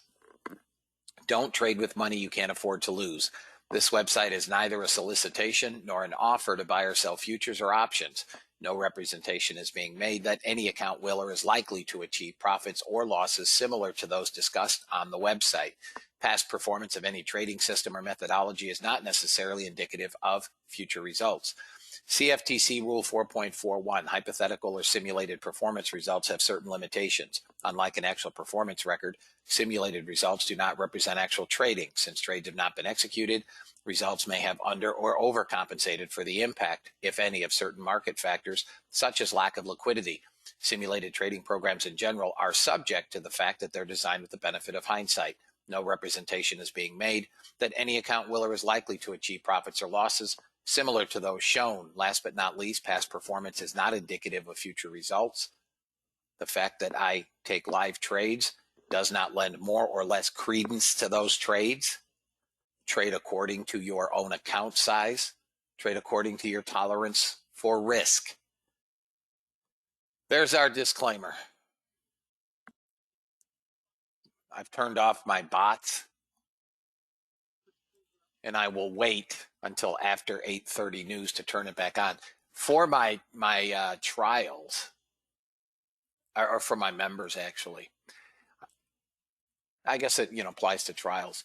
I did a one-on-one yesterday with one of my members, and we had a really, it's Jeff. This is not my idea. This was Jeff's idea. And this is the bot, and I've altered it. And the thinking was, let's trade it from about 9:32 until the close. Okay? So what Jeff had considered and what he had offered was, what if I only want to take the trades and not use the bot's ability to define targets? What if I wanted to use a generic ATM, 10 ticks, 15 ticks on the NASDAQ, which you can do. So you guys know, those of you that are new. And let me digress for a second. This Saturday morning at 9 a.m. Eastern, I will be doing education on the bot again. Okay, I did it the week 2 weeks ago. This past Saturday, I did education on that new indicator. This Saturday morning, I will be doing education on the bot. We have some newer members, quite a few newer members, and some of you don't necessarily take the time to go through the member area and watch the videos. For instance, I got an email from somebody this morning that said, "Oh, I ran it overnight." Well, I mean, okay, but if you're going to base your opinion on does it or does it not work, and you elect to trade, 5-tick ranges, I don't think the bot is going to do all that much. Now, 3 o'clock in the morning is a different story, but be that as it may. This is a 30 range NASDAQ chart. I've adjusted the filters for the target. So I'm still letting the bot define the targets. But his idea was 15 ticks. So you'll notice that those first targets are right about 15 ticks. Okay? And it's only trading until 11, 9:32 until 11. Yesterday it would have taken 3 trades, all 3 winners. So I'm gonna use this today. Won't come on until 9:32. And I will show it and we'll see what it does. But I did do some back testing on it, and it's really, really nice. Now, again, it's only on the NASDAQ that I put it together. It's only on the NASDAQ that I did any back testing. I did nothing with the ES, nothing with crude, nothing with anything other than the NASDAQ, and that's where I'm going to start. NASDAQ looks to me 71, 70, 71. Hey, Keith. 9 a.m. Yeah, education is always at 9 a.m., guys, if you cannot make it. The education is recorded and sent out.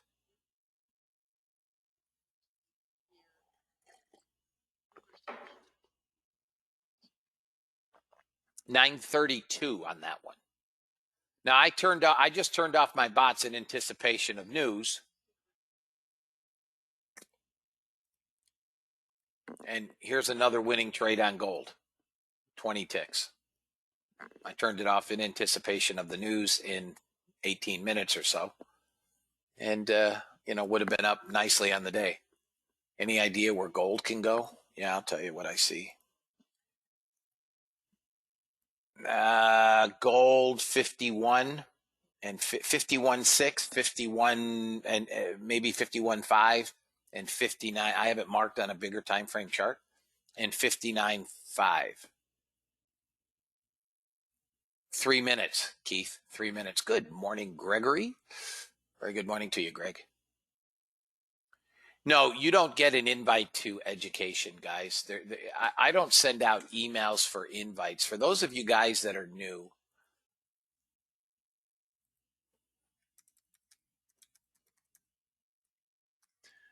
the link for education and the room is always going to be in the member area right here. So for instance, if you can't get into the room, don't email me if you're a member. I'm not going to respond. I get literally 60, 70, 80 emails a day. And when you guys first join, I send you guys an email that says, here's where you get the link, et cetera, et cetera. Some of you guys read it. Some of you guys trash it, whatever. So for instance, some of you guys are new and you're still not in Skype, but I tell you how you get into the member Skype. So I know you're not seeing the email or you're not reading the email. Maybe you don't want to be in Skype. I have some members that don't want to listen to it. They may be at work or whatever, but you will every week. So for instance, the last day of this link is Friday. I will have a new link placed in there Friday after the close. And sometime prior to the Monday open at 6 a.m., you will have to go into the member area and register for the next week or two. It'll probably be 2 weeks. I did 1 week this week because I have so many trials. And it's just easier to end the webinar on a Friday than it is to do it for 2 weeks and then have to go back in and cancel anyone that may not join, right? This is where your education link is, right there. So I'll have a link put in there, today or tomorrow, and you'll just go in if you want to attend education and register. That's it. I don't send links, guys. I used to do that, and it was just too big a hassle. Guys don't get them. They didn't see them. They trashed them. I'm getting 55 emails more a day to send links. I just don't have the time. When we're not in the room, I'm generally working with our members, doing one-on-ones.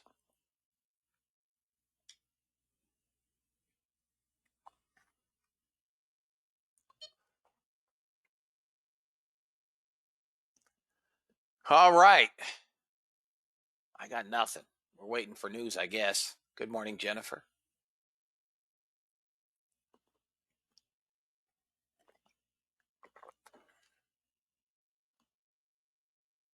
Okay. And I grab the flag and move it down here somewhere. it won't stay. It'll pop right back up. You just have to turn the auto trail off. Now, because I'm here in the room watching it, I'm not using the auto trail. I just move it manually, but I can use the auto trail. But if you want to, you can just close the position. Yeah, just because it's a robotic system, guys, you never give up control of the system. So let me go back here. There was a question, I'm sorry, just before Tony from, I know I saw another question. Scott, what's the difference between the bot and the TTP indicator? Well, the bot is a fully automated robot, and the indicator, this indicator, which we're going to change going forward to Breakout from Bang Bang. Bang Bang was an old indicator that we had built, that I still use actually. This is a fully manual. Thank you, Albert. Do you work for him? Can you get me one? This is a fully manual system. And all this is we are long on blue, we are short on red. When they come through, full candle through, full candle through, we disregard yellow. Yellow is sideways or chop. So I'll show this. You know, I've been showing it all week. I think you missed yesterday. You didn't get a link. GoTo should send you a link every day. But I'll be trading that with my account, and I will show the trades today. Should we get any? I'm sure we will. For those of you guys that were here yesterday, these dotted lines. These are not my lines. I am using Pam's lines, Pam Ludwig. And if anybody would like to trial these lines, she offers a trial.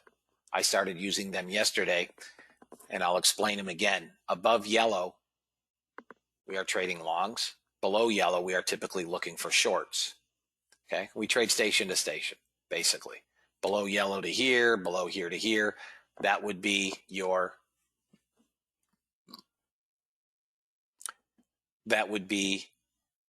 support, and that, of course, is resistance. Now, you notice this traded right up to those dots and failed. Right up to the resistance on the red and failed. This is on the NASDAQ. So the way that one of our members who trades these and have traded them and has worked with Pam for quite some time, you know, has sent me a number of screenshots for several weeks, and I was finally able to collaborate with Pam and get these yesterday. The way that he trades them, and Gary does extraordinarily well. He'd have a pending trade sitting here. He'd have a short pending there, and he basically gives it about 8 ticks on the NASDAQ. That's it, 8 ticks. If it goes through, it goes through. It's 8 ticks.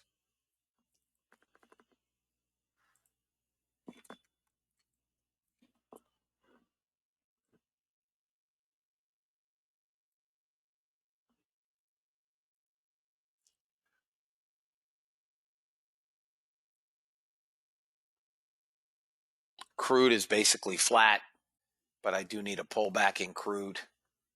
Crude could come back to 45 to 47 is what I would kind of hope, which would be around VWAP area.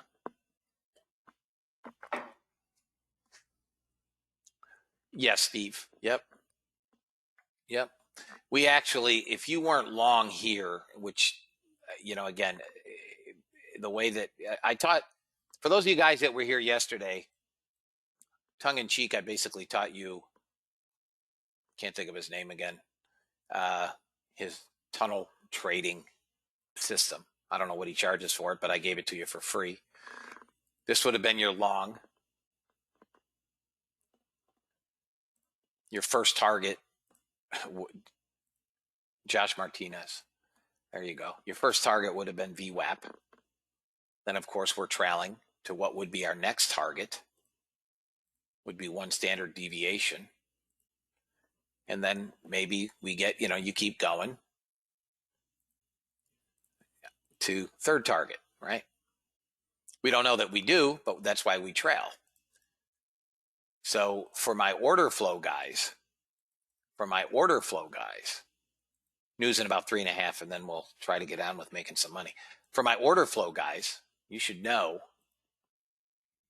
that when we're here, that's our long. We have a positive net delta. If you're looking at order flow, positive daily delta. I want to be long at VWAP. Where's my first target? Same spot.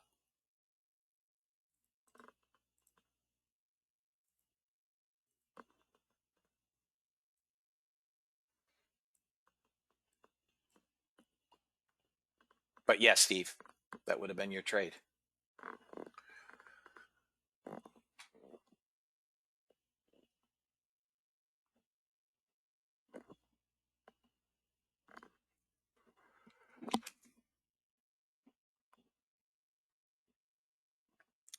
I send them to all the members, Lori. Anybody that's a member, I will gladly. Anybody that is a member, I will gladly send them.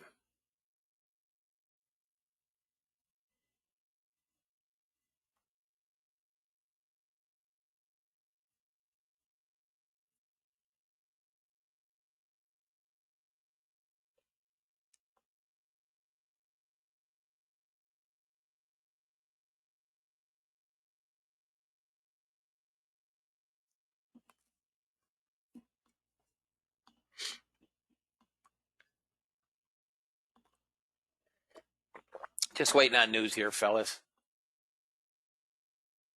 Ludwig, Pam Ludwig.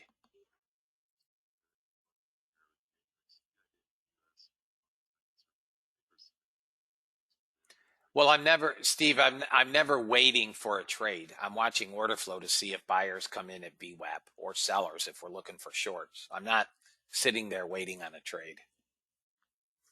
I'd rather be 4 ticks late than 4 ticks early, or worse. Gold is rolling back over here, fellas. Probably will get a pullback at least to 40, I would think. We've got to get down through VWAP, but news in a couple minutes here, guys. Not even 33 seconds. See what we get.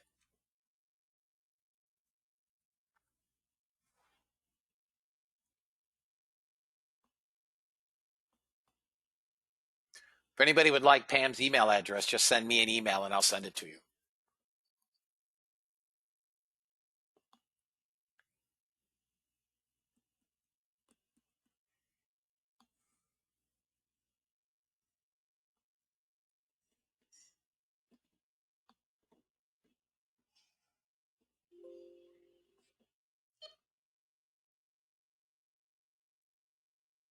That's my trade station.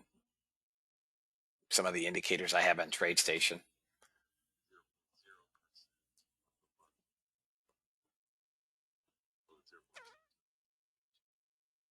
0.0. I don't know why it's not showing up. 0.0. There it is. It's a miss.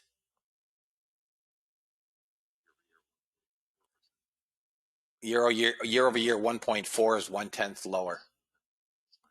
Oh, thank you, Stephen. You can Google Ludwig levels as well. All right. NASDAQ's got a bid. There goes gold. All right, guys, let me turn these on. We're going to 47.9. We just hit it. If we break above 47.9, you can target, let's call it 48, 48.1. You can target 51.4. 51.4, next level up. It's consolidating here sideways. It looks like it's trying to break through.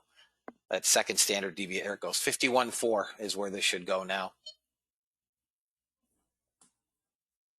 Maybe 51.5 on gold. 51.5.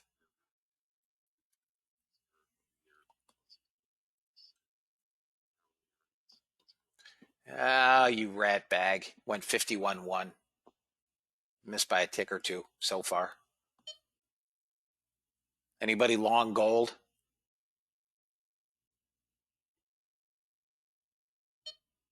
Anybody long gold? Okay, fellas. All right, Greg. If we get above 51.5, we could go 63. Okay, guys.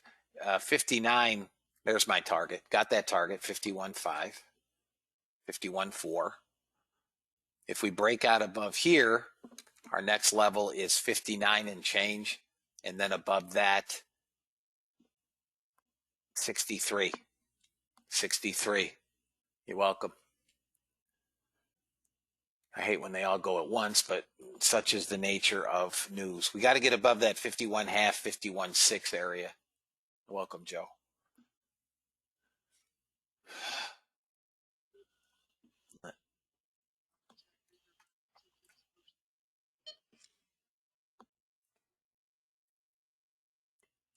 ES just took off like a rocket. NASDAQ, they all went at once, guys. I can only grab one at a time. So we got gold. I wouldn't be quick to give up gold.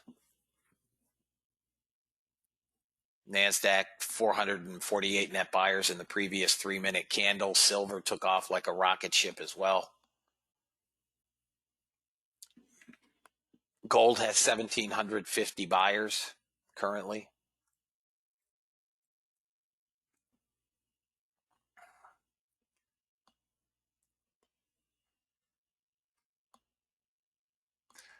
NASDAQ support 41.5.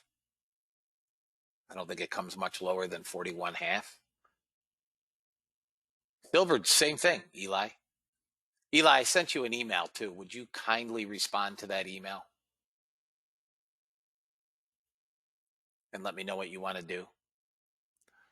Where did you say GC is next target? No. 59.4. 59.4. I'll run out of targets, guys, above 61. I don't have anywhere for. Oh, okay. No worries. No worries then. Trying to hold that 41.5. If it holds 41.5 on the NASDAQ, I would think 55.755. Hang on, guys. Let me see where NAS. We got to get above. Here's where NASDAQ can go, fellas. Pay attention. We held 41.5. Here we go. If anybody's long, 41.5.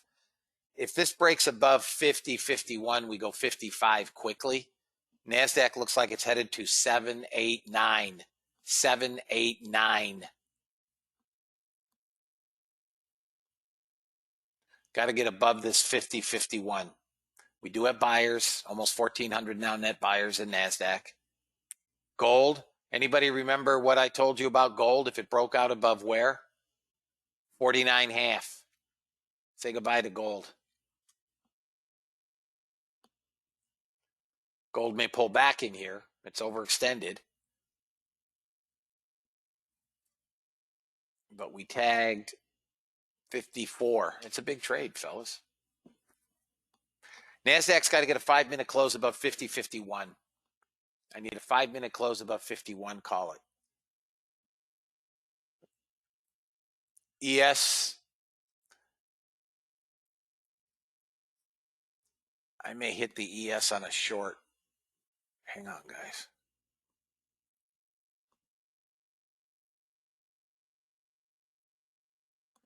For a pullback.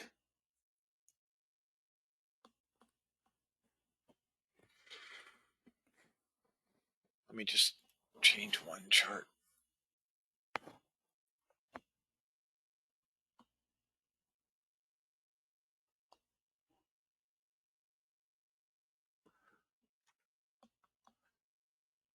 I'd like to see NASDAQ trade back up to that 68 level.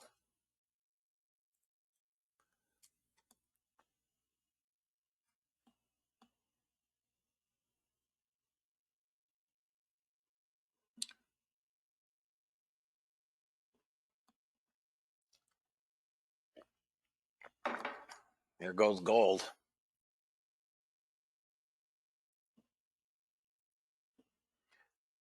$59.5 next target on gold. 59.5 is the next target I have. 59.5 if you're in gold. NASDAQ ES didn't pull back far enough for me, and I didn't catch it on the move up.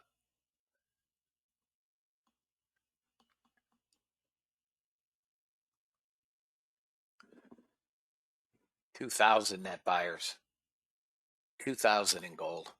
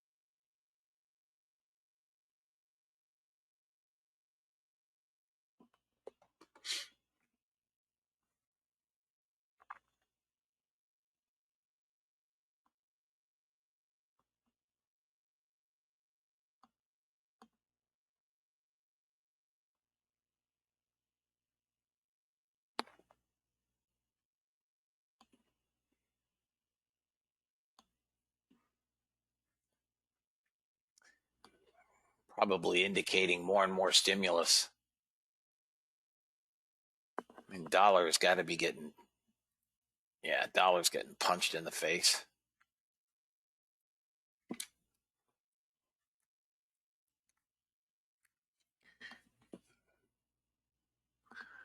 Well, gold, unless it pulls back fairly significantly, I have not another trade in gold, and the NASDAQ better do the same. Hang on, guys.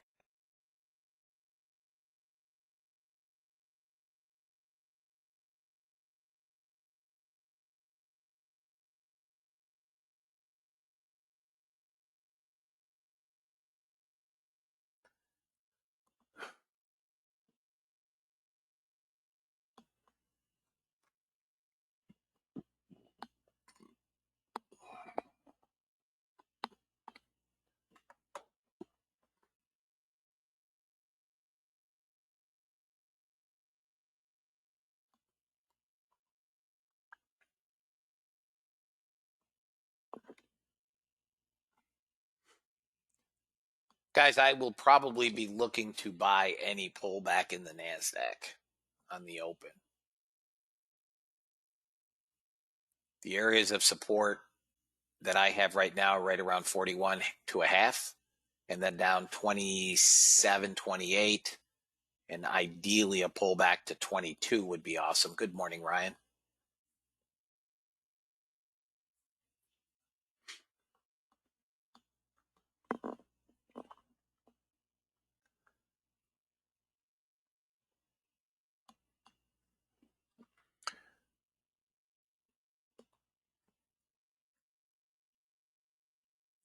Crude came down to 60. I kind of still want to see 45 to 50, this rising VWAP area. But again, it is inventory day. They all go at once, so it's impossible. We traded into the red dots at 27.50, and it went 4 ticks through. That's ES.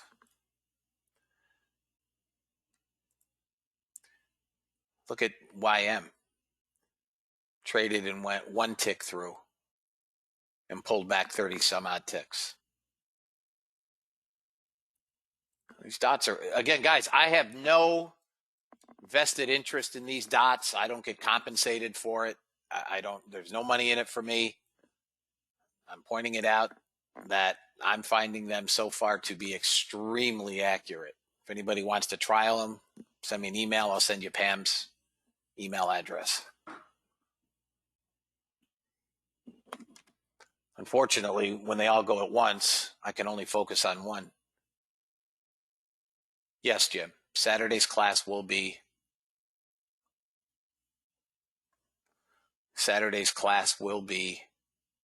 in the member area. I don't know. Let's take a look, Steve. 63.8. 63.8.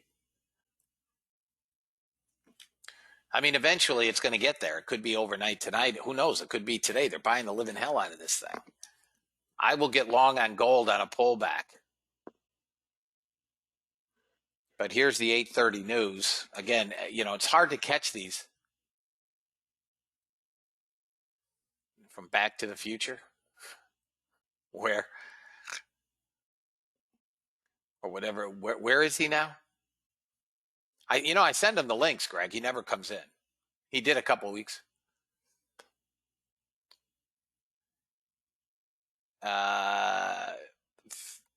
If I could have caught this on the news at 8:30 and 40 seconds, it took off from 45. This is again our new indicator, but too fast for me, fellas.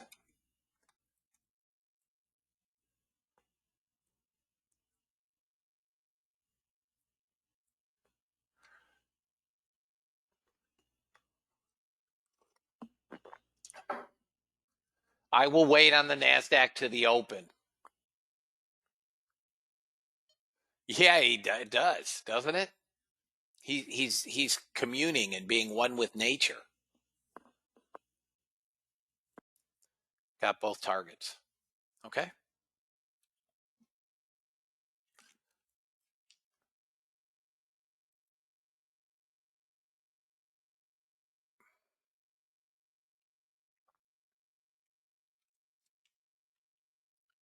Didn't get my 21, 22 area, but it came pretty close.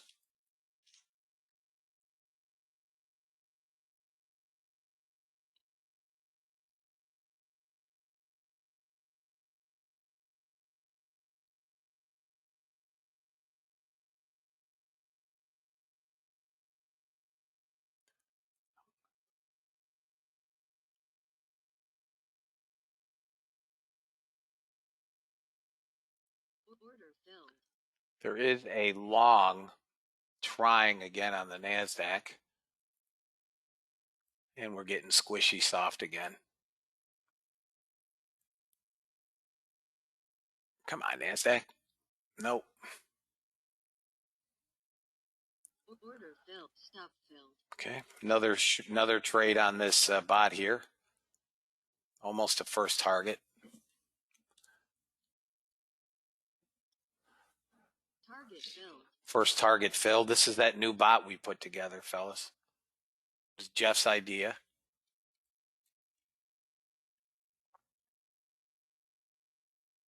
Order filled. Order filled where?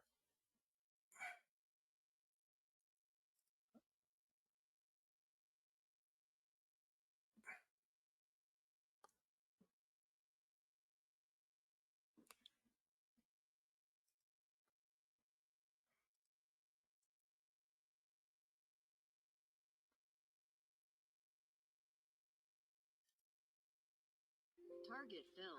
Both targets hit again.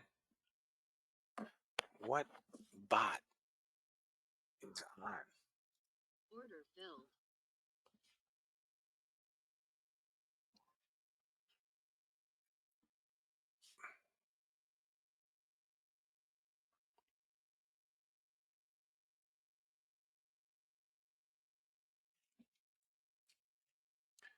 Yeah, they're selling them back a bit. So that's a couple of trades here on that new bot. Yeah, we could come down to 11 again.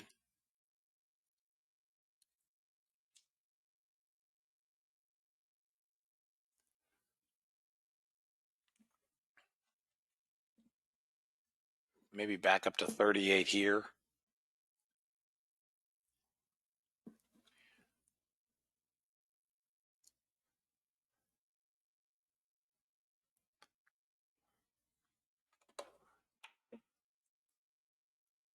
I got to change a chart, guys.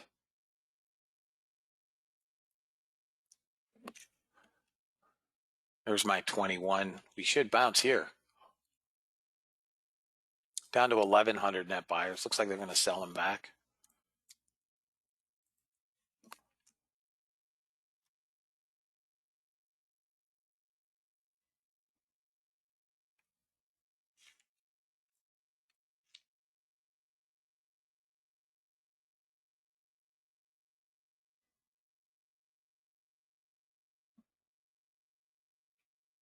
Trying to push down to 11, fellas. It's holding that buy zone now, but if it breaks that 14 on the 13 on the downside, 1350, gold is pissing me off.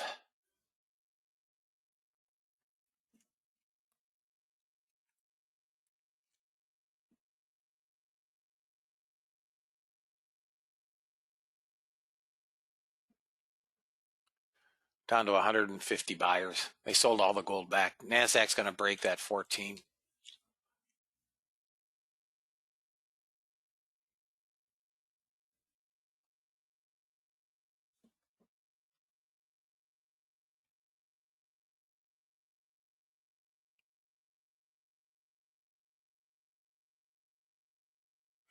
You can try an ES long if you guys want. 21 half to 25 first target, or better fill ES to 25.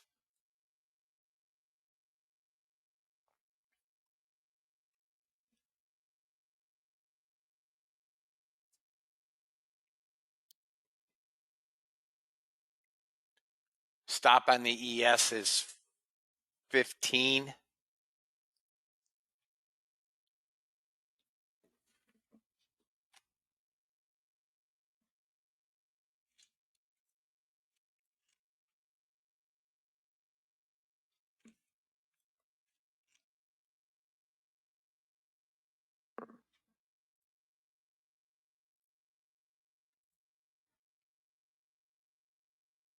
Order filled. And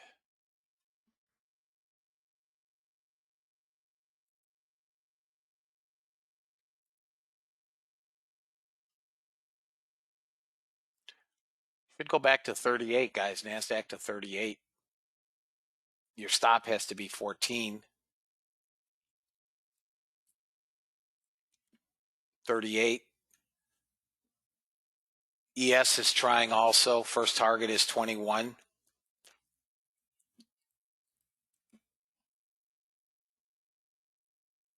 Target filled.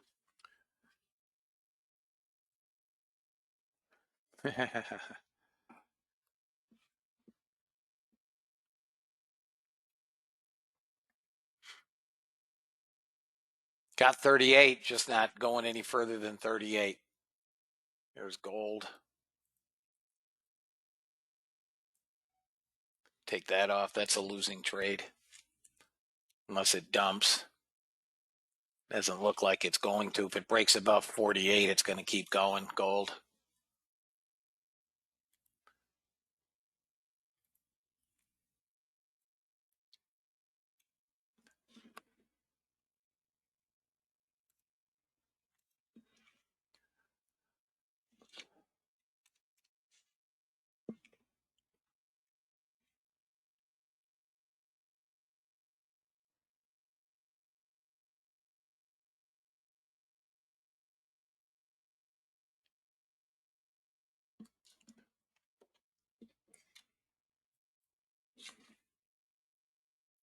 Yeah, 15. 15.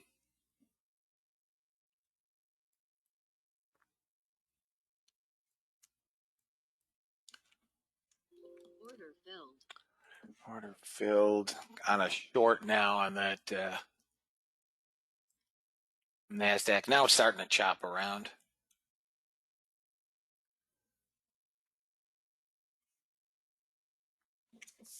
It hit that, Target filled. you know, say it hit that first target. It didn't fill it.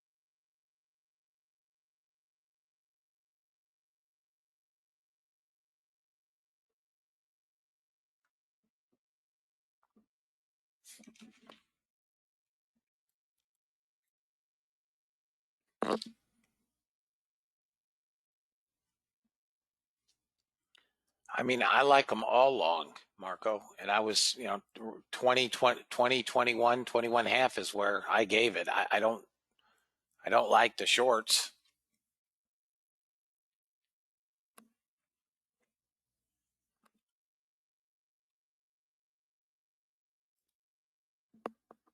Order filled.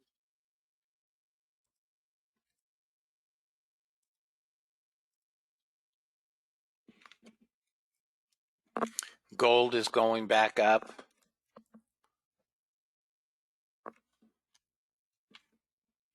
Anybody's interested in gold? NASDAQ is trying. I'd like to see gold get back to 51. Gold should get back to 50.6 anyways. That failed again. Ran into resistance and failed.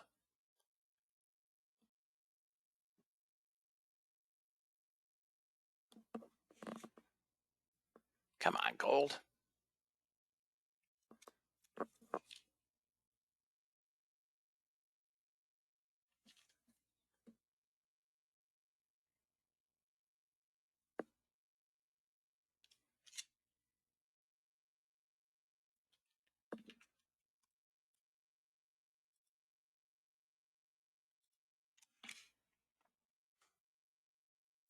NASDAQ is parked. Look at this. Just parked.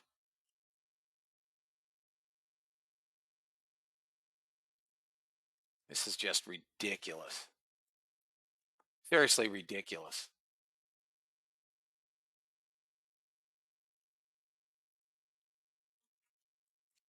Utterly stopped.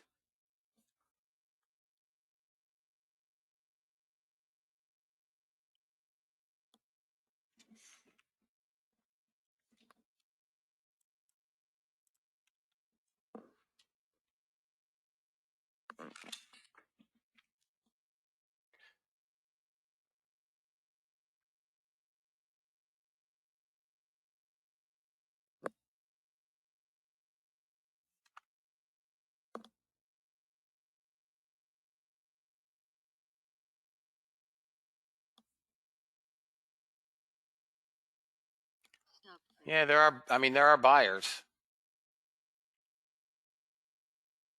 Gold has to, if gold can pop back up through 48.8, that swing, it can keep going. Order filled. I mean, this is getting first target on almost every trade, fellas. It's only 15 ticks, give or take. Gold is failing at 48. It's got to break 48.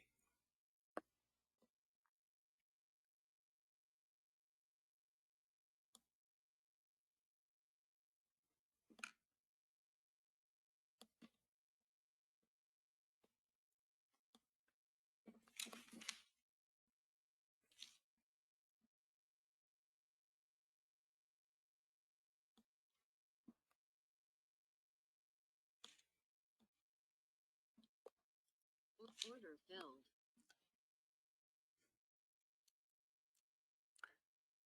This gold trade is still on the bot. Hasn't come to target, and it didn't stop me out yet.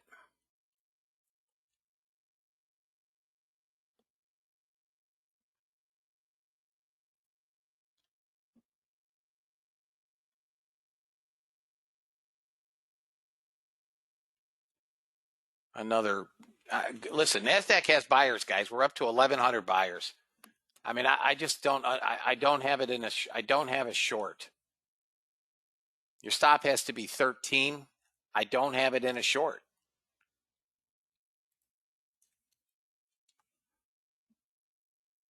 Target filled. First target again on this little bot.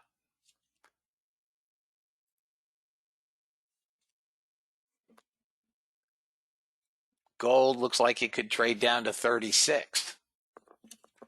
It sold them all back. Crude is parked. ES is hanging in there right around entry. Still think it goes 25 to 27. Silver doing nothing. Russell.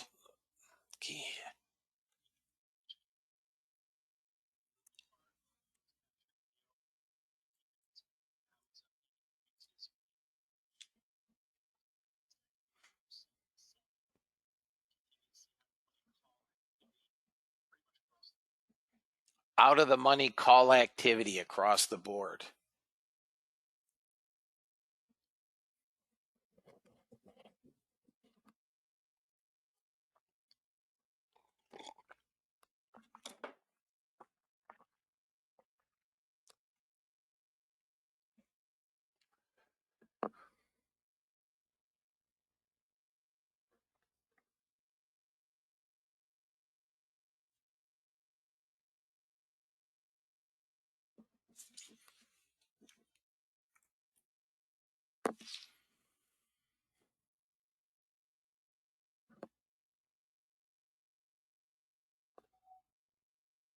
Look at this NASDAQ. Completely sitting. Just sitting.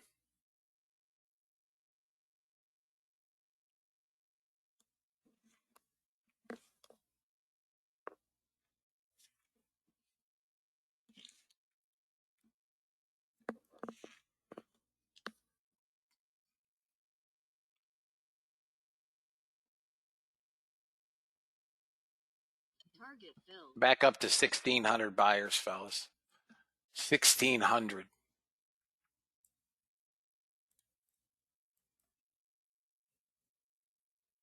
I mean, it's pretty damn, and then it's backs right off again. We're stuck in a pretty small range. 25 handles on the NASDAQ.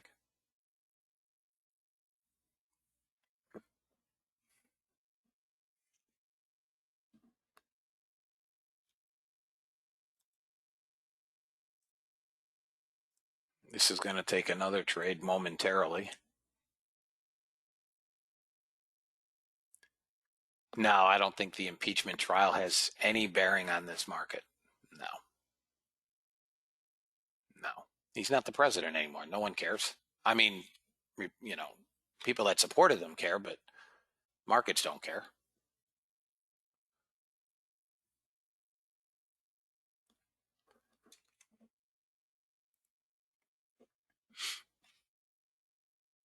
Had no trades on the Russell today, nothing on ZB, nothing on ES. Order filled. And here's another short.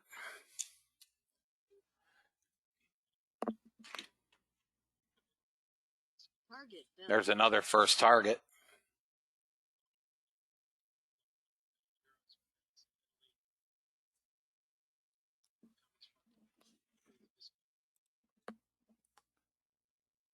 We're doing fine in this.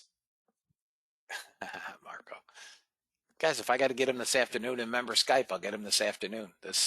Or after Europe is gone. This is just a sloppy little trade again. Back and forth in a small range. But this spot here is looking pretty good. I think it's gotten first target on every trade. Winner, winner, winner, winner, winner, winner. It's gotten first target on every single trade.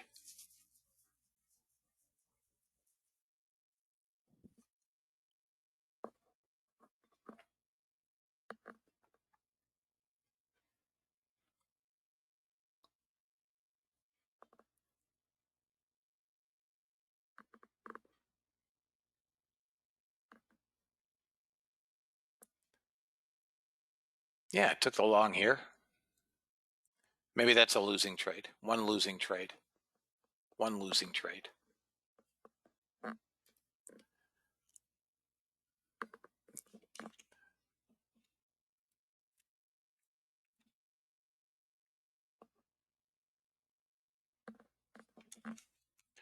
I mean, it looks to me like gold is going to get smacked.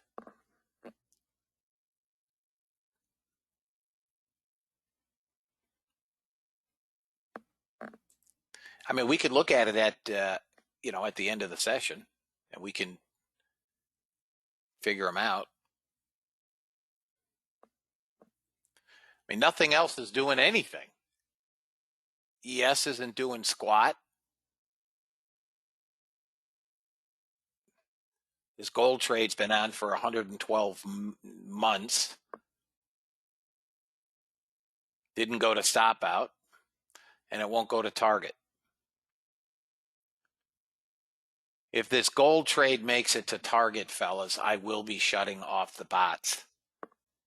It's 9:53. We're slow, and the bots are currently up $1,220.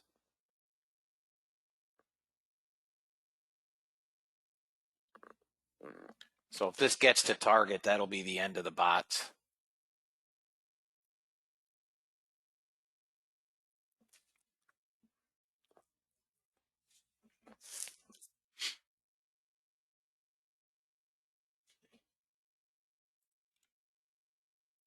We are locked between basically 20 and 35 in the NASDAQ.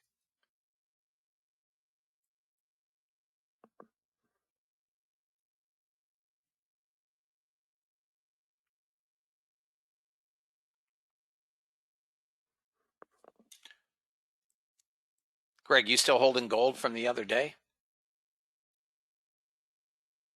All right, guys. That's done. Order filled. I'm shutting it off. That's done. It's just too damn slow. I mean, look at this. We're trying to trade this slop. Forget it.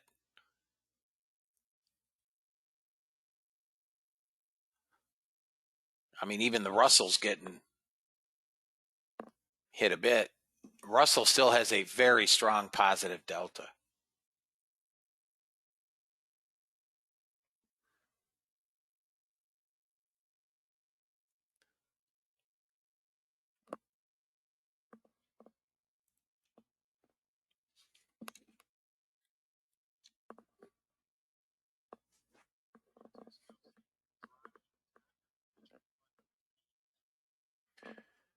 Draghi does not have a magic wand on Italian debt.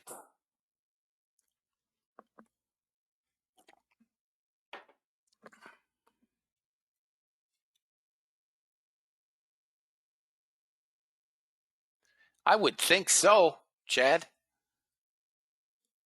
I don't know what we could be waiting on, but this is exactly the same movement we've seen in the NASDAQ for a week.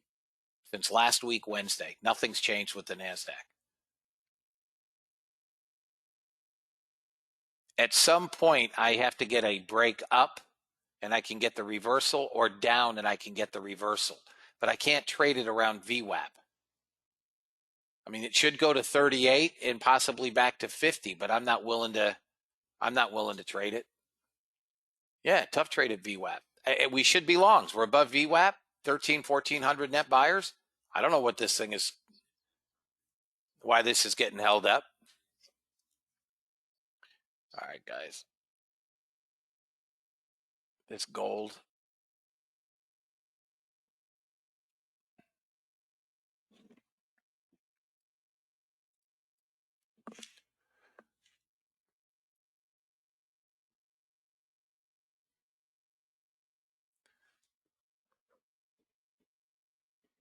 There you go. 10 points. Nice.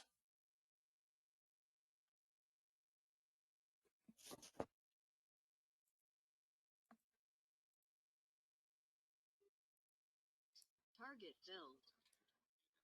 Target filled. Done. Out.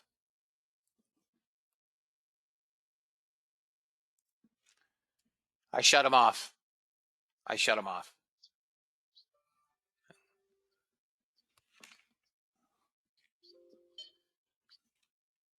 I guess they like that news. There's our 50, right back to 50.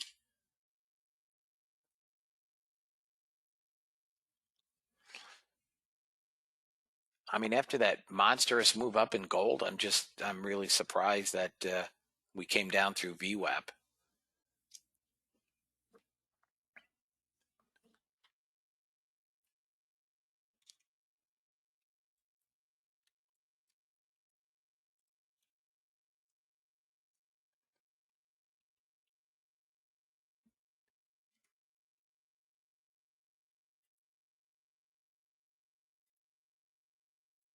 NASDAQ should now go 789, 780. That's where it should go. 780. At least trade up back up close to 70.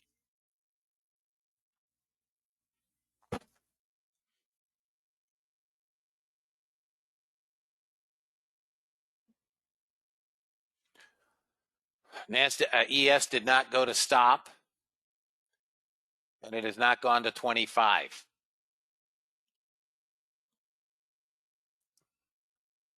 Nice job, Mark.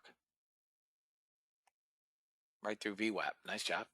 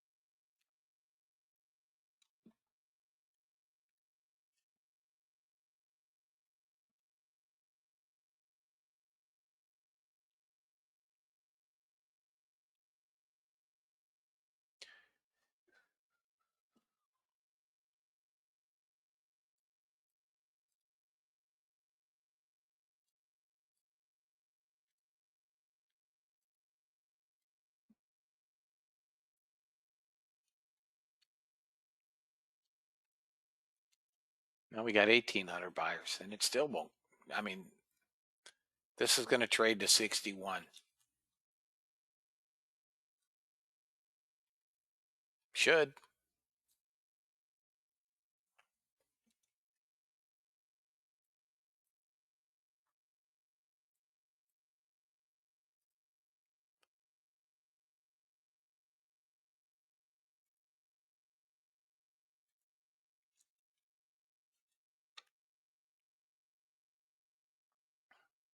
Inventory in 25 minutes.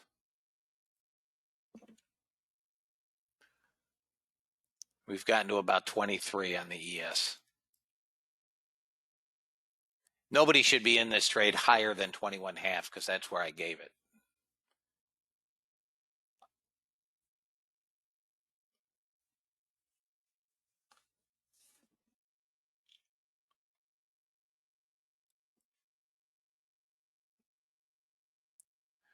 Yeah, everything is too slow. I mean, including gold. Crude isn't even moving, although it's inventory day. Bots are up nicely.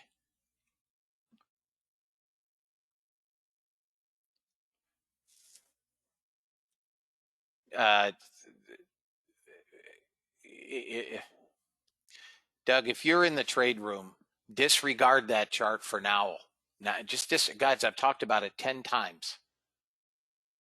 If the settings prove to be fruitful, I'll more than gladly put it in the member area. But I mean, if someone is insistent on getting them, I will give them to you. But send me an email.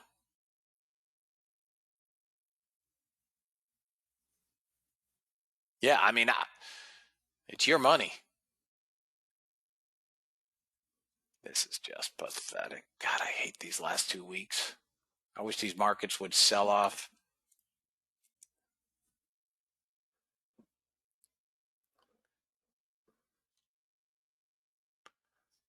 Seriously, I wish these markets would just puke. 2,000 points, that'll do it.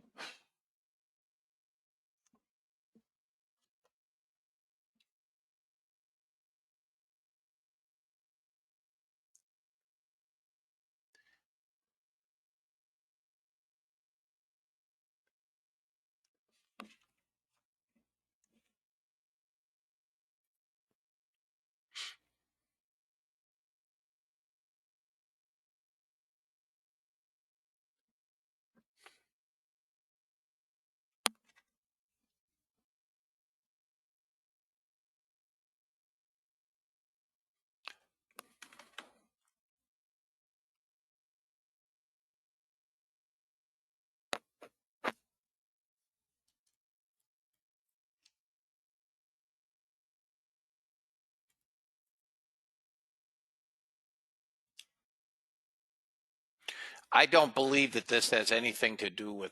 We have 2,000 net buyers in the NASDAQ. 2,000. I don't believe that this has squat to do with Powell speaking at 2 o'clock. It's not a. I mean, they're buying NASDAQ. Not like they're. We got 200. We got 2,000 net buyers.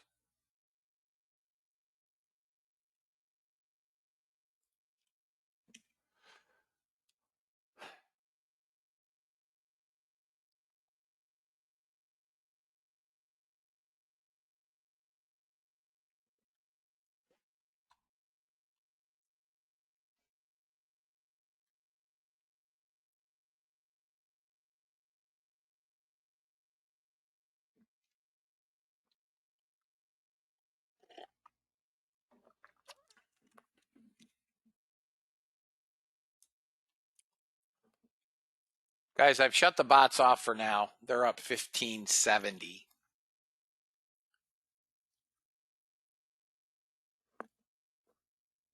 Doesn't preclude me from turning them back on, but they've done their job. They've made money. And this is an awfully sloppy, crappy little trade. Again, yesterday was fun.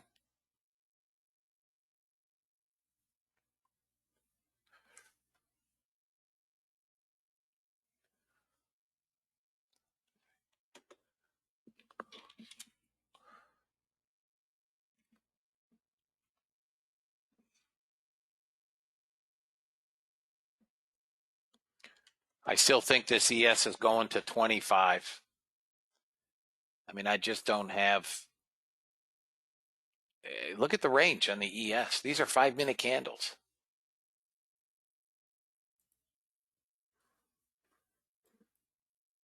Here's the open.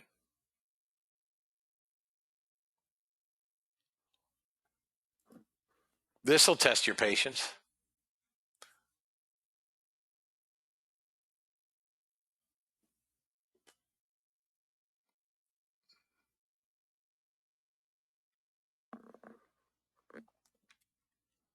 Over 1,000 buyers in the Russell. Gold, crude, ES, NQ,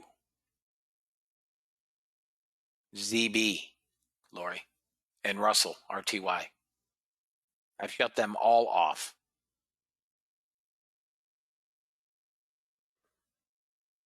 Guys, I have no bots running. Trade them at your own peril. The bot will trade no differently than what you're seeing on the screen, which is choppy and sloppy.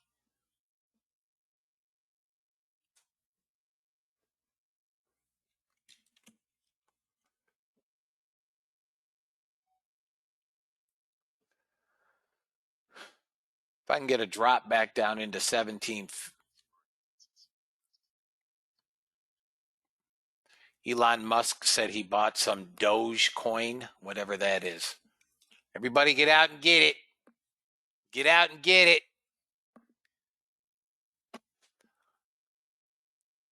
That was not a recommendation at all. I don't even know what Dogecoin is.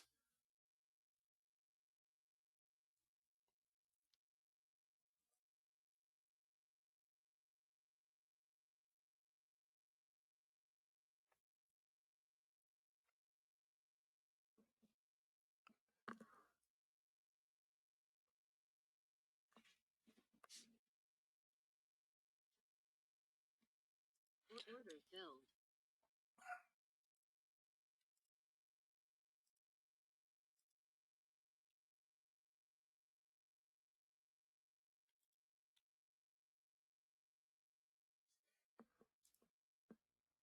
Gold needs to get above 46.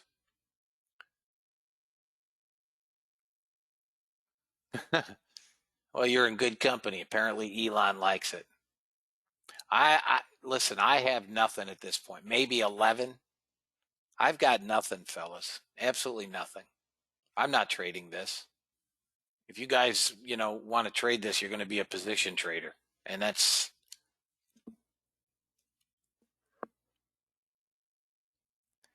not my, not,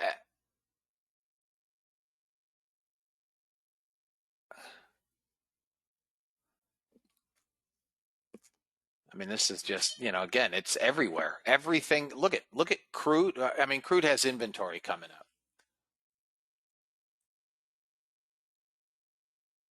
Oh, Dogecoin was created as a joke. So we're screwing with altcoiners. One of our guys is very well versed in it.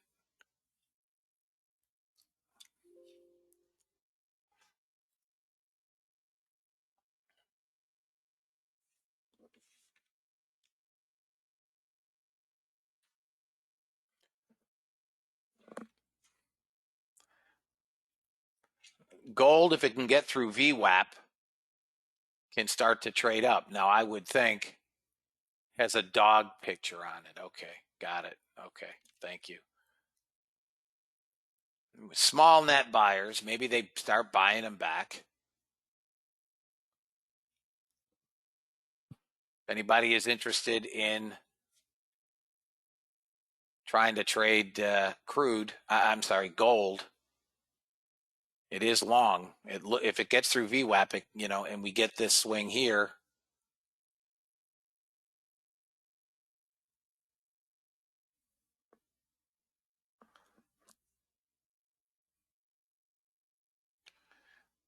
here I'm long gold off our indicator, off my new indicator. I'm long. I'm trying to get around 47.5 for a first target.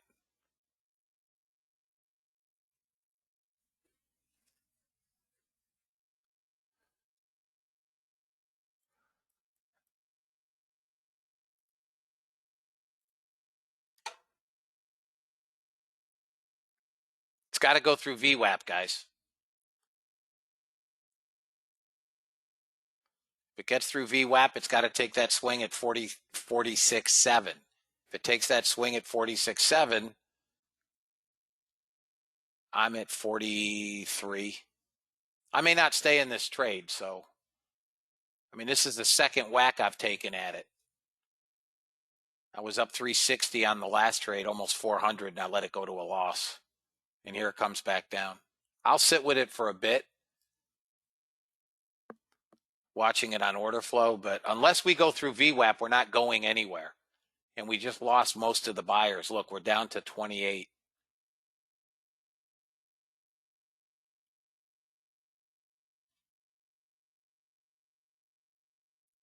Unless this goes through VWAP, it's not going anywhere, just FYI. And we're stuck at VWAP.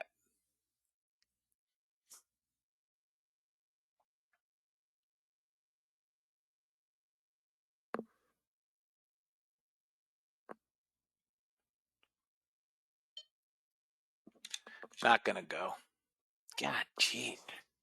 All that movement early and it just doesn't want to go anywhere. Nothing does.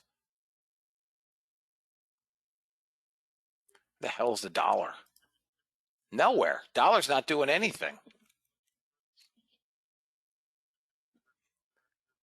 I'm out of gold. I'm out of gold, guys. I'm done. I'm done with this. I'm done. I took a small loss. 5 ticks. I'm out. I'm not interested in holding it. If we come back through VWAP, I'll revisit it. Markets are selling off. I don't know why. Don't really care. Crude came into 20.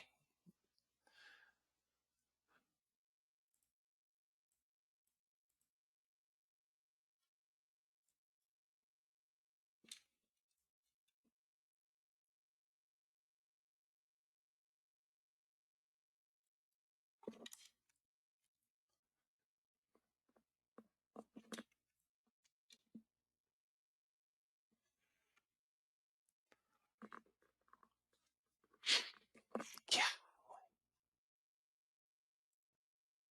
NASDAQ went from 1,600 positive delta to minus 300 in one swoop.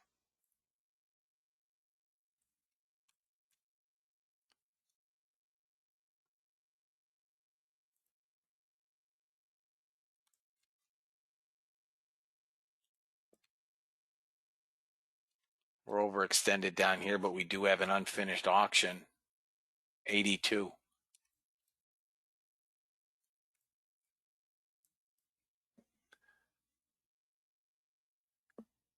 Looks like we're coming to 72.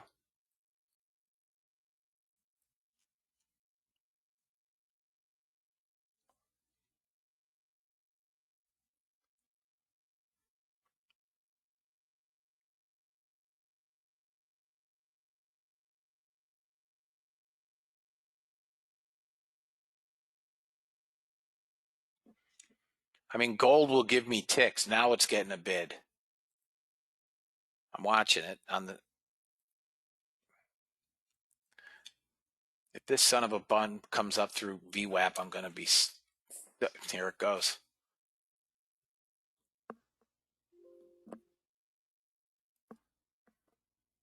You son of a bitch.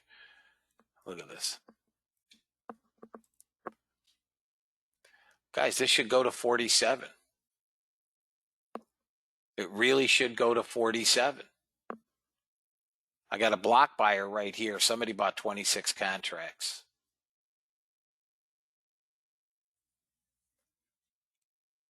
If it pops VWAP, it should be good.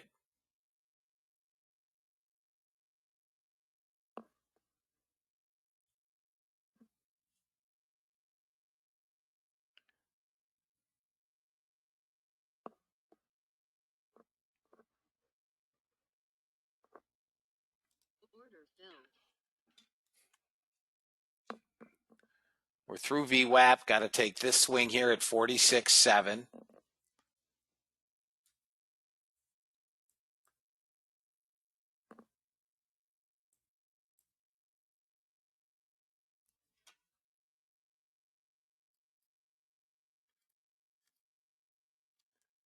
This is a miserable little trade. This really should have just gone.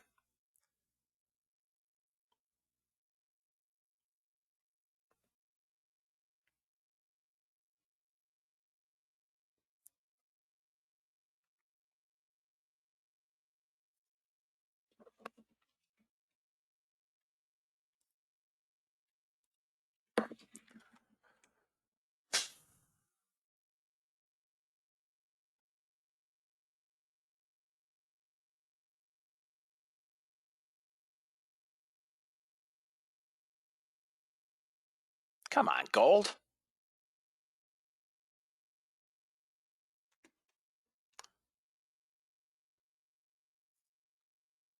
Yeah, everything is sloppy. I let the Nasdaq, Nasdaq let it sell. I don't care where it goes. I don't have anything until at least 05 half on ES.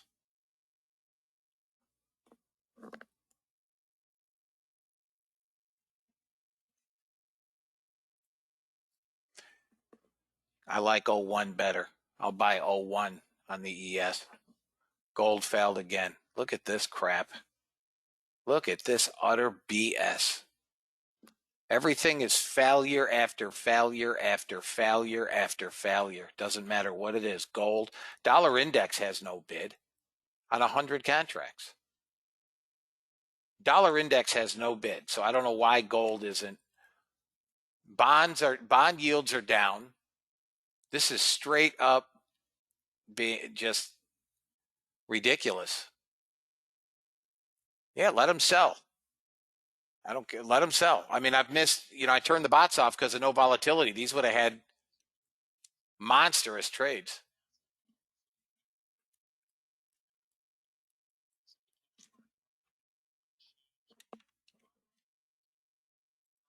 Stop filled.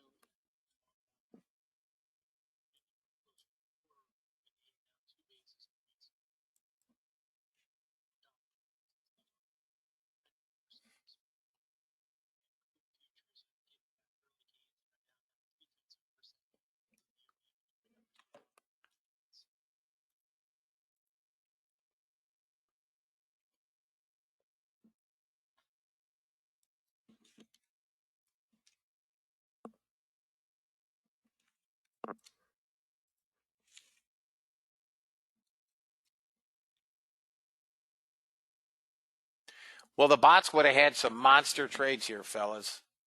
The 15-minute got all targets. Again, hindsight, it's great.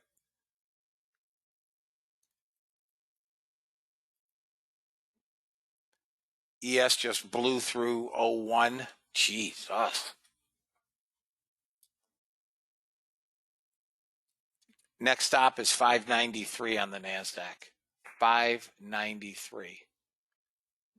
We have a couple thousand net sellers. 593.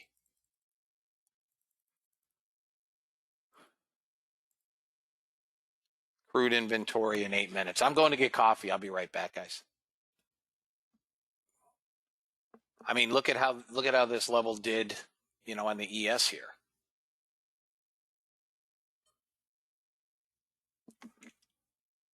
Right off the blue, coming back up through the blue. I traded it to the Cayenne. Now I'm trying to get it back up to 97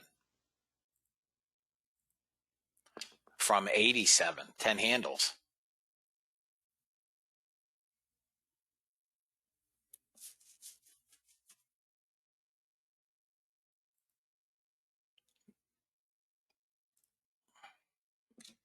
And if we can go through 97, listen, I'm going to put the, look, it may fail down there, but I put it back at 10. I don't know what this sell was about. I have no idea. But it's running right back up. Piece of work.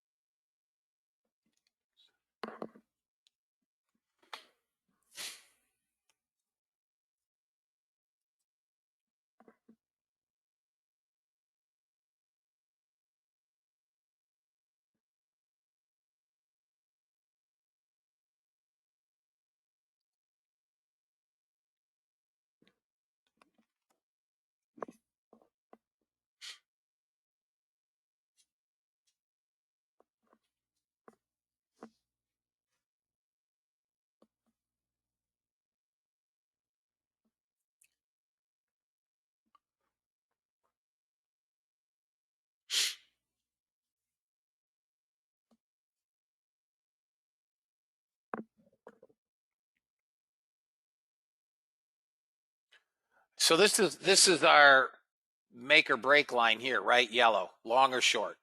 If we can get through that, so I got over 10 handles in this trade. If we can get through that make or break area, we got a couple of problems here. Lower highs, 99, and then 3,000, and then again 03. I mean, it could.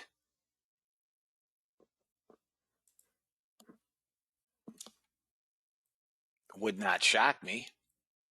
08. We're going to have to come through the whole number. It's pretty good resistance there. But this is where we could fail and roll right back, right? Now, if we get through 98, 99, this could go right back up to 08.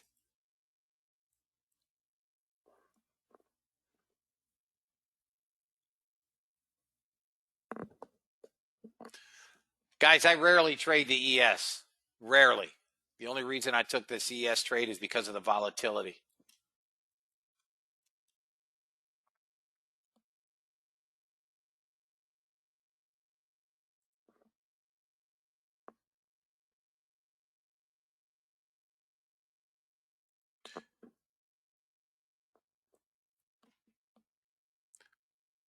I won't be in that trade long if that thing, I'm watching it. I don't think, it's got to get through 3,900 again, and then again through 03.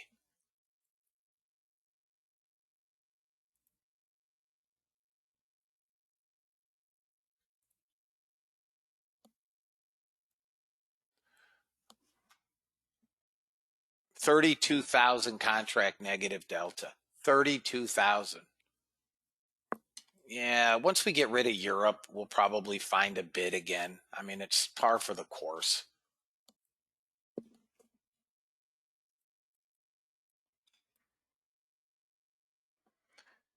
Come on, man. Yes, break up. Got to get through 3,900, guys, or else I kill the trade. I'm out. I killed it. I'm out. I don't know that it can't, but it's working through a whole lot of inventory. I'm flat on my ES position.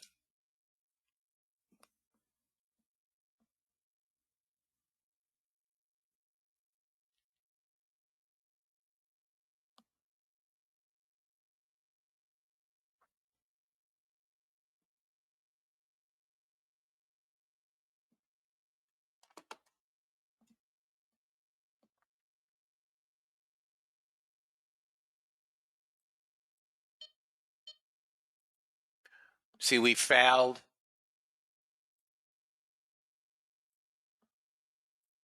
Right here. We failed at the make or break line.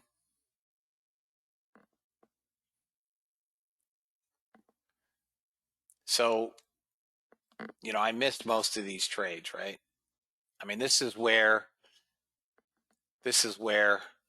if I weren't logging back into Ninja, I would have been short 95 with a target here at 90 and then a target here at 85. I missed it. This is where I got logged back in from basically an oversold area. We came back up through, and that's where I took the trade, 87. I could have been in a little better, but on this candle is where I hit it. And I took 2 off here at 90 half.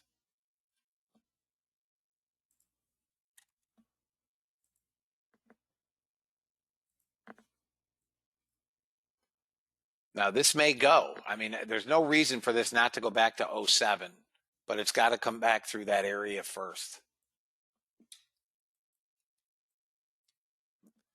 Somebody asked me about gold and the levels on gold.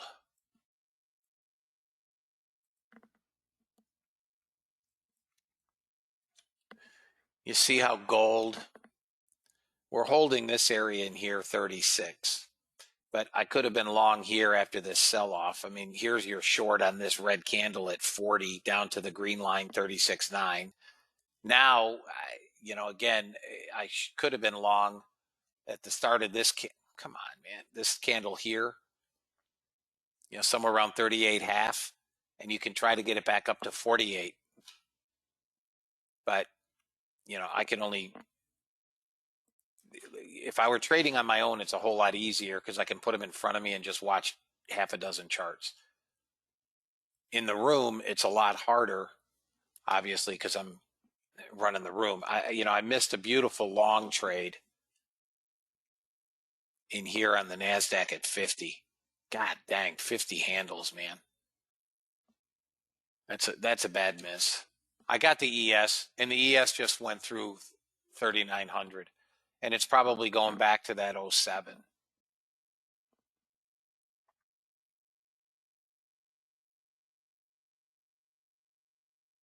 Someone leaked Powell's comment with a possible rate hike later this year. I would say probably not. I mean, and here's what I base it on. The country has so much debt that if they raise interest rates, how do you make the interest payments? They have to, I would think they have to keep that debt load low.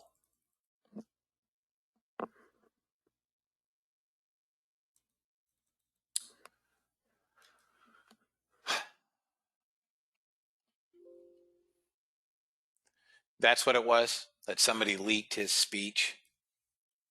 And there goes, guys, I can't do anything here. There we go. Let me, I just got to fix a chart.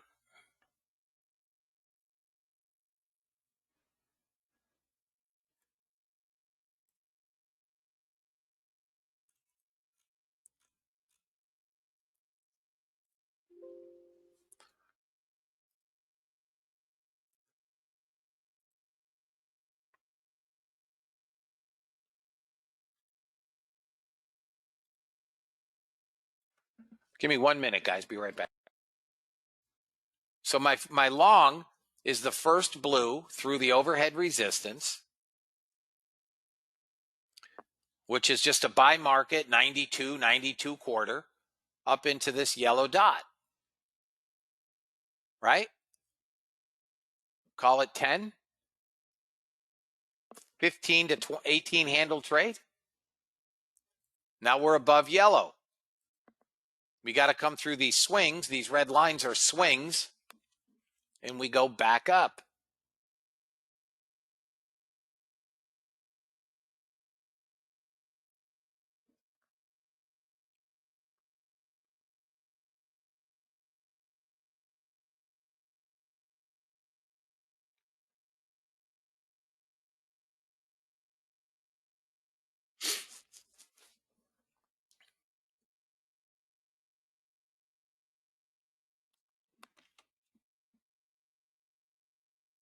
It's not really a cloud. No.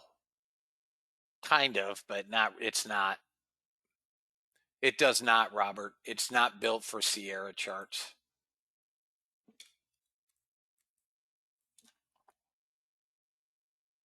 No, the swing lines, Lori, are from pivots. So we've got lower highs, right?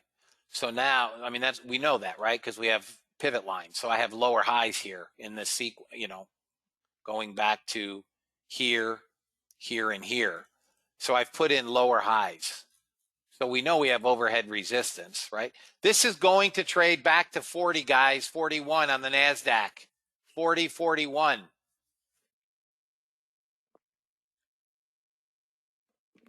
The only reason I'm not long is I'm hesitating, waiting on Europe. 32 is the next level up. I'm telling you, it's going 40, 41. Now, Lori and Guy, you're trying to set up a Ninja account? Okay, so do you need help?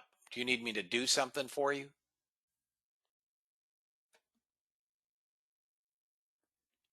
I mean, I can help. If you have any questions, I can help you.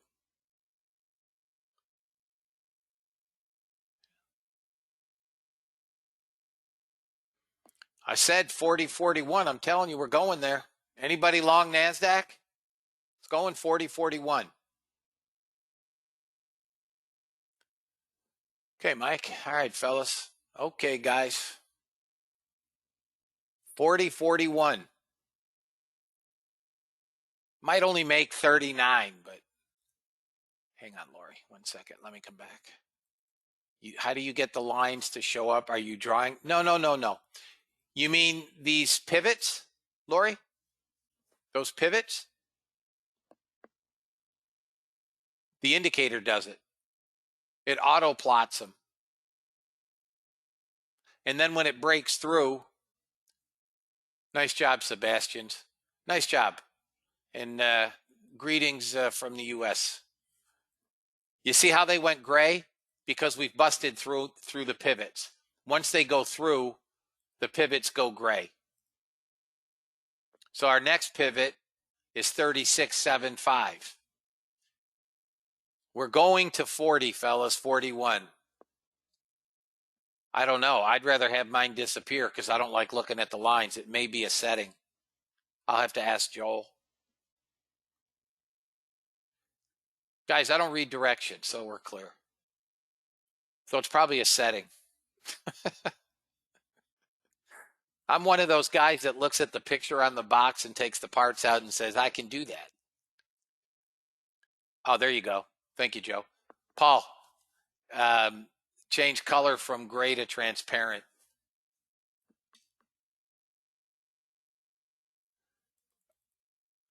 Ninja's order flow is utterly atrocious. It's the biggest piece of garbage I've ever seen. No, your English is great, Sebastian. Anybody that has used Ninja 8's order flow indicator, it is nothing like mine. Nothing.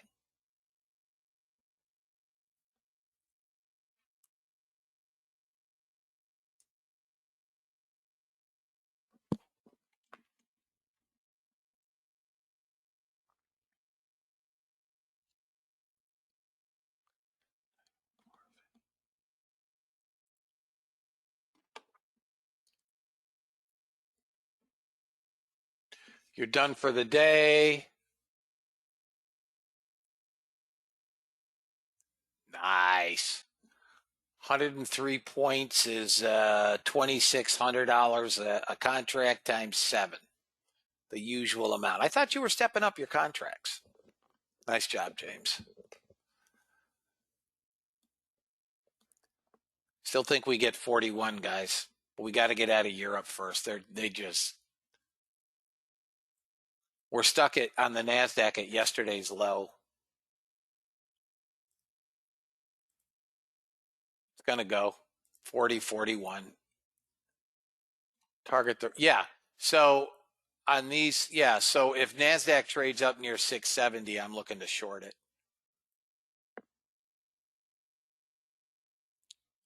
ES at 39.10, I'm looking to short. What about it, Ryan? I have it as a short.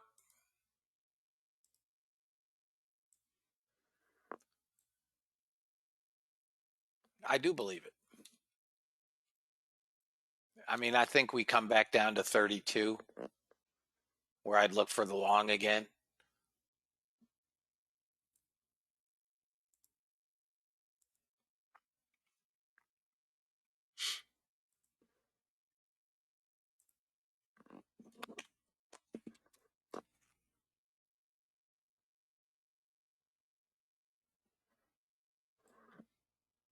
Well, that goes there.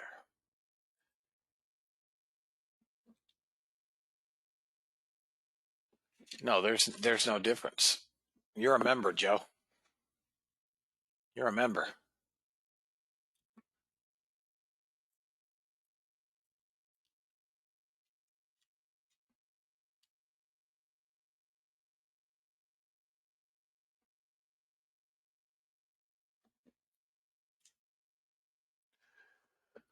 What would be the stop for NQ? Real stop? 94 for me. We may get a pullback here, guys, into the close of Europe. That's the only hesitation I have.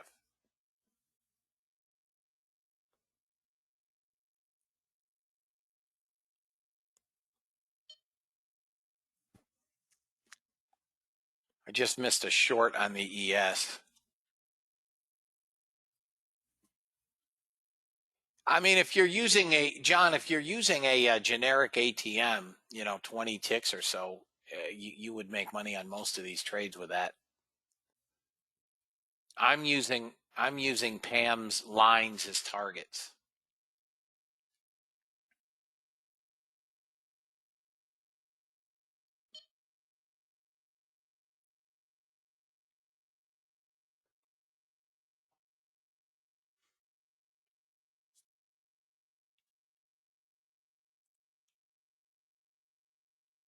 Would not shock me to see the NASDAQ go back up to 700.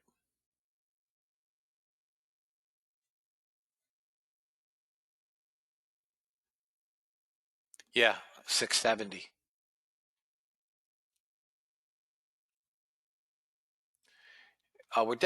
We should get back. That's VWAP.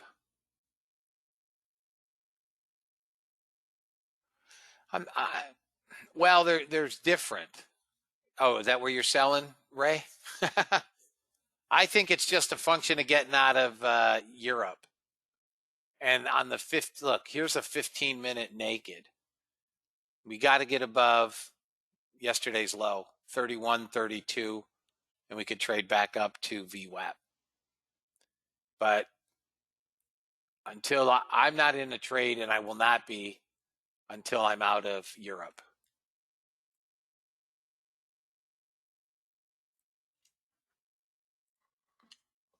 Which is in 10 minutes.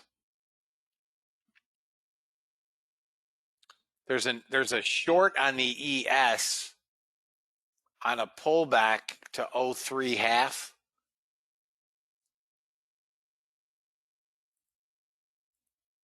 And listen, after we close the room, guys. Yes, we did. After we close the room, if the ES trades up near 10 to 11, you can sell it with a 1250 stop. Okay.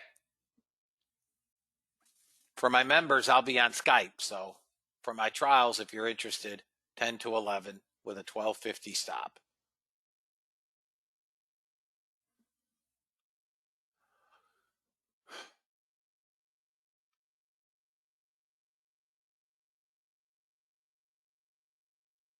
I'll be right back, guys.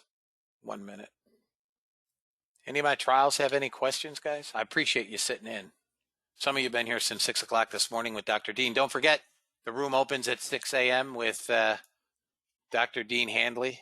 He will be serving snacks in the morning.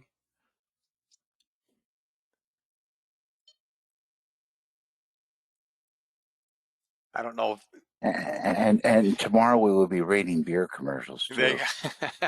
There you go. Anybody sell the ES? Anybody short the ES?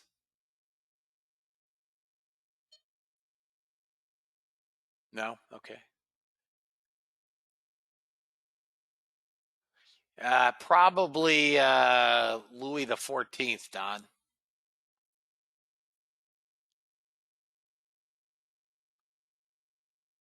Guys, we're not out of Europe yet. I'm just waiting for the last snafu on Europe, which we typically get. For a big drop or from the big drop, Gary? I mean, we could come down again. Get rid of Europe and come down again. Our negative delta on the NASDAQ is increasing.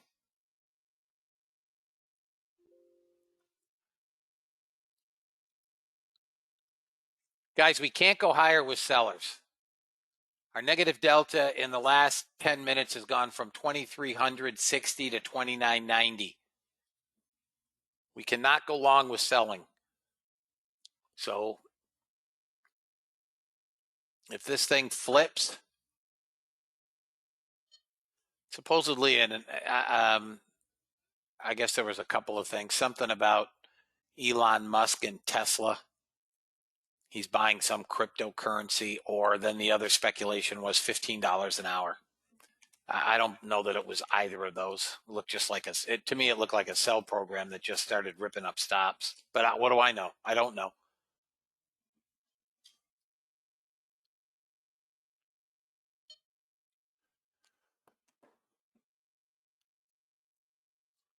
I think it came again today. Something about Dogcoin.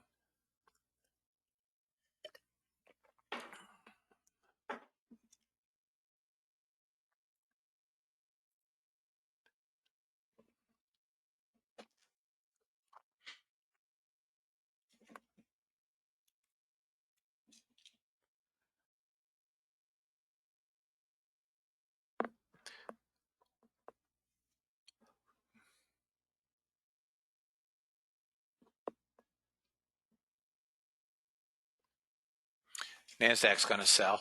You got a short on NASDAQ. YM's first target, guys, is 97. It just hit it. First target is 97. NASDAQ, you got a 61 target. If you guys want a short on NASDAQ. Order filled.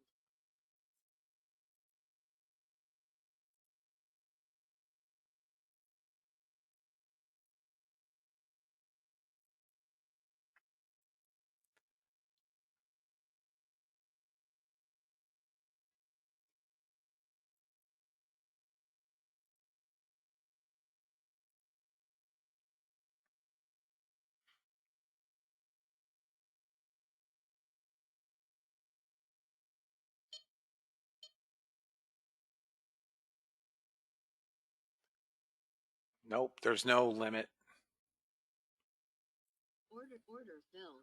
No limit.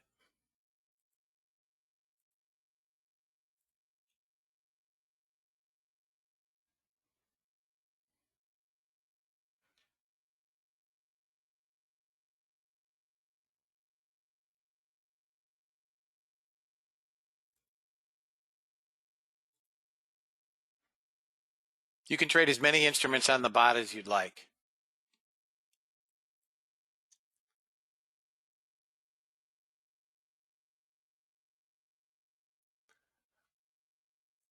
And we're just sitting here, guys, into the close, 2 minutes. If this NASDAQ drops below this swing at 93, it's going to get tortured. Tortured.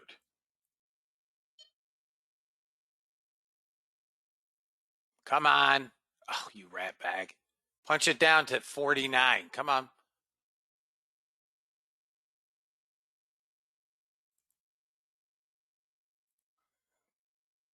Come on, NASDAQ, down to 49. Order filled. I think it comes until Ninja Trader crashes. Yeah. I think this thing wants to come down, guys. 1 minute. I think it's coming to 49. 3,400 net sellers. We've gone from 3,000 to 3,400. Stop is 3,150. Best I have right now.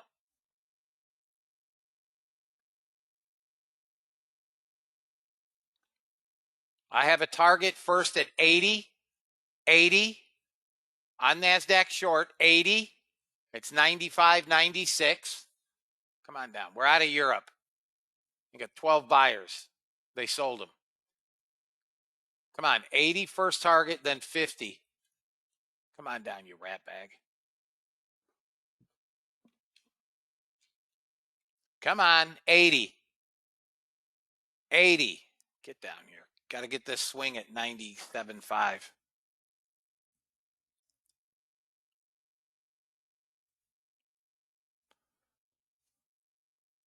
Got our ES target. That's a free trade now on that short.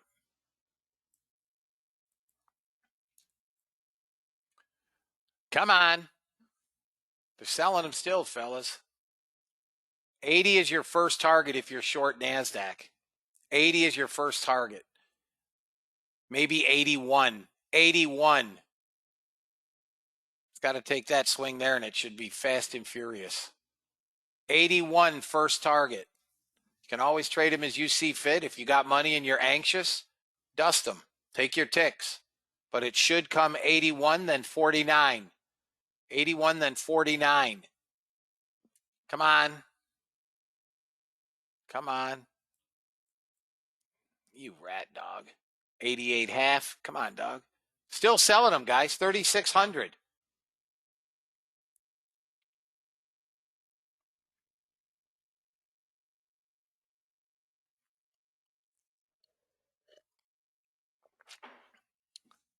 Should come 81 and then 50. 81 and then 50. Trade them as you see fit for your account.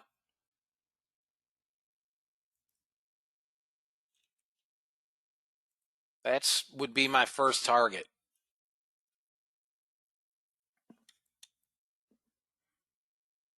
Come on, seriously, just give the move. 3,620 net sellers. Few buyers showing up, sellers back in. It's holding a minute area of support. Here's 85.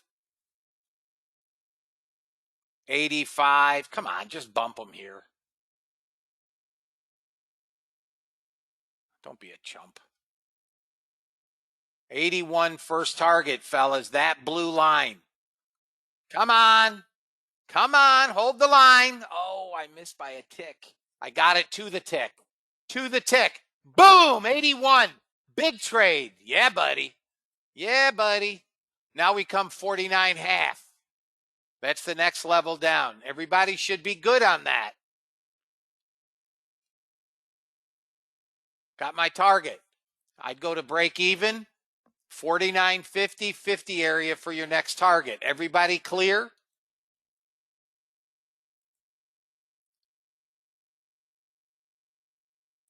Anybody flinch and take their trade off?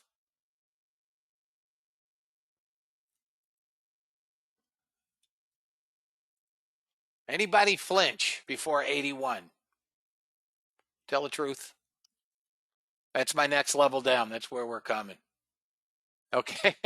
One guy. One guy. You had to sit on your hands, but you made it. All right, fellas. Guys, listen.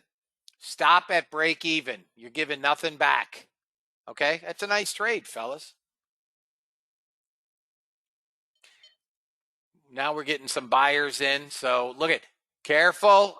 Do not let the trade go against you. You're done. If you're done. You should be out of break even, worst case.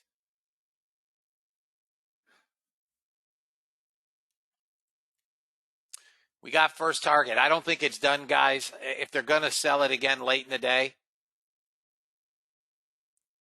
Nice, Lori, that's okay. Nice job. That's right. Baby steps. You know what? Look at, you don't know me from Adam. I might not have any idea how to trade. The last thing you want to do is attend a trial for somebody you don't know, and the next thing you know, you lost your account. I've seen it happen time and time again. Guys, let me give you totals for the got out at 80 quarter. Nice job, John. Here is the bot total for the day, fellas. Up 1570. I turned them off about 10 minutes before those big down moves. It would have been a staggering day. But $1,570, not a bad day. Not a bad day.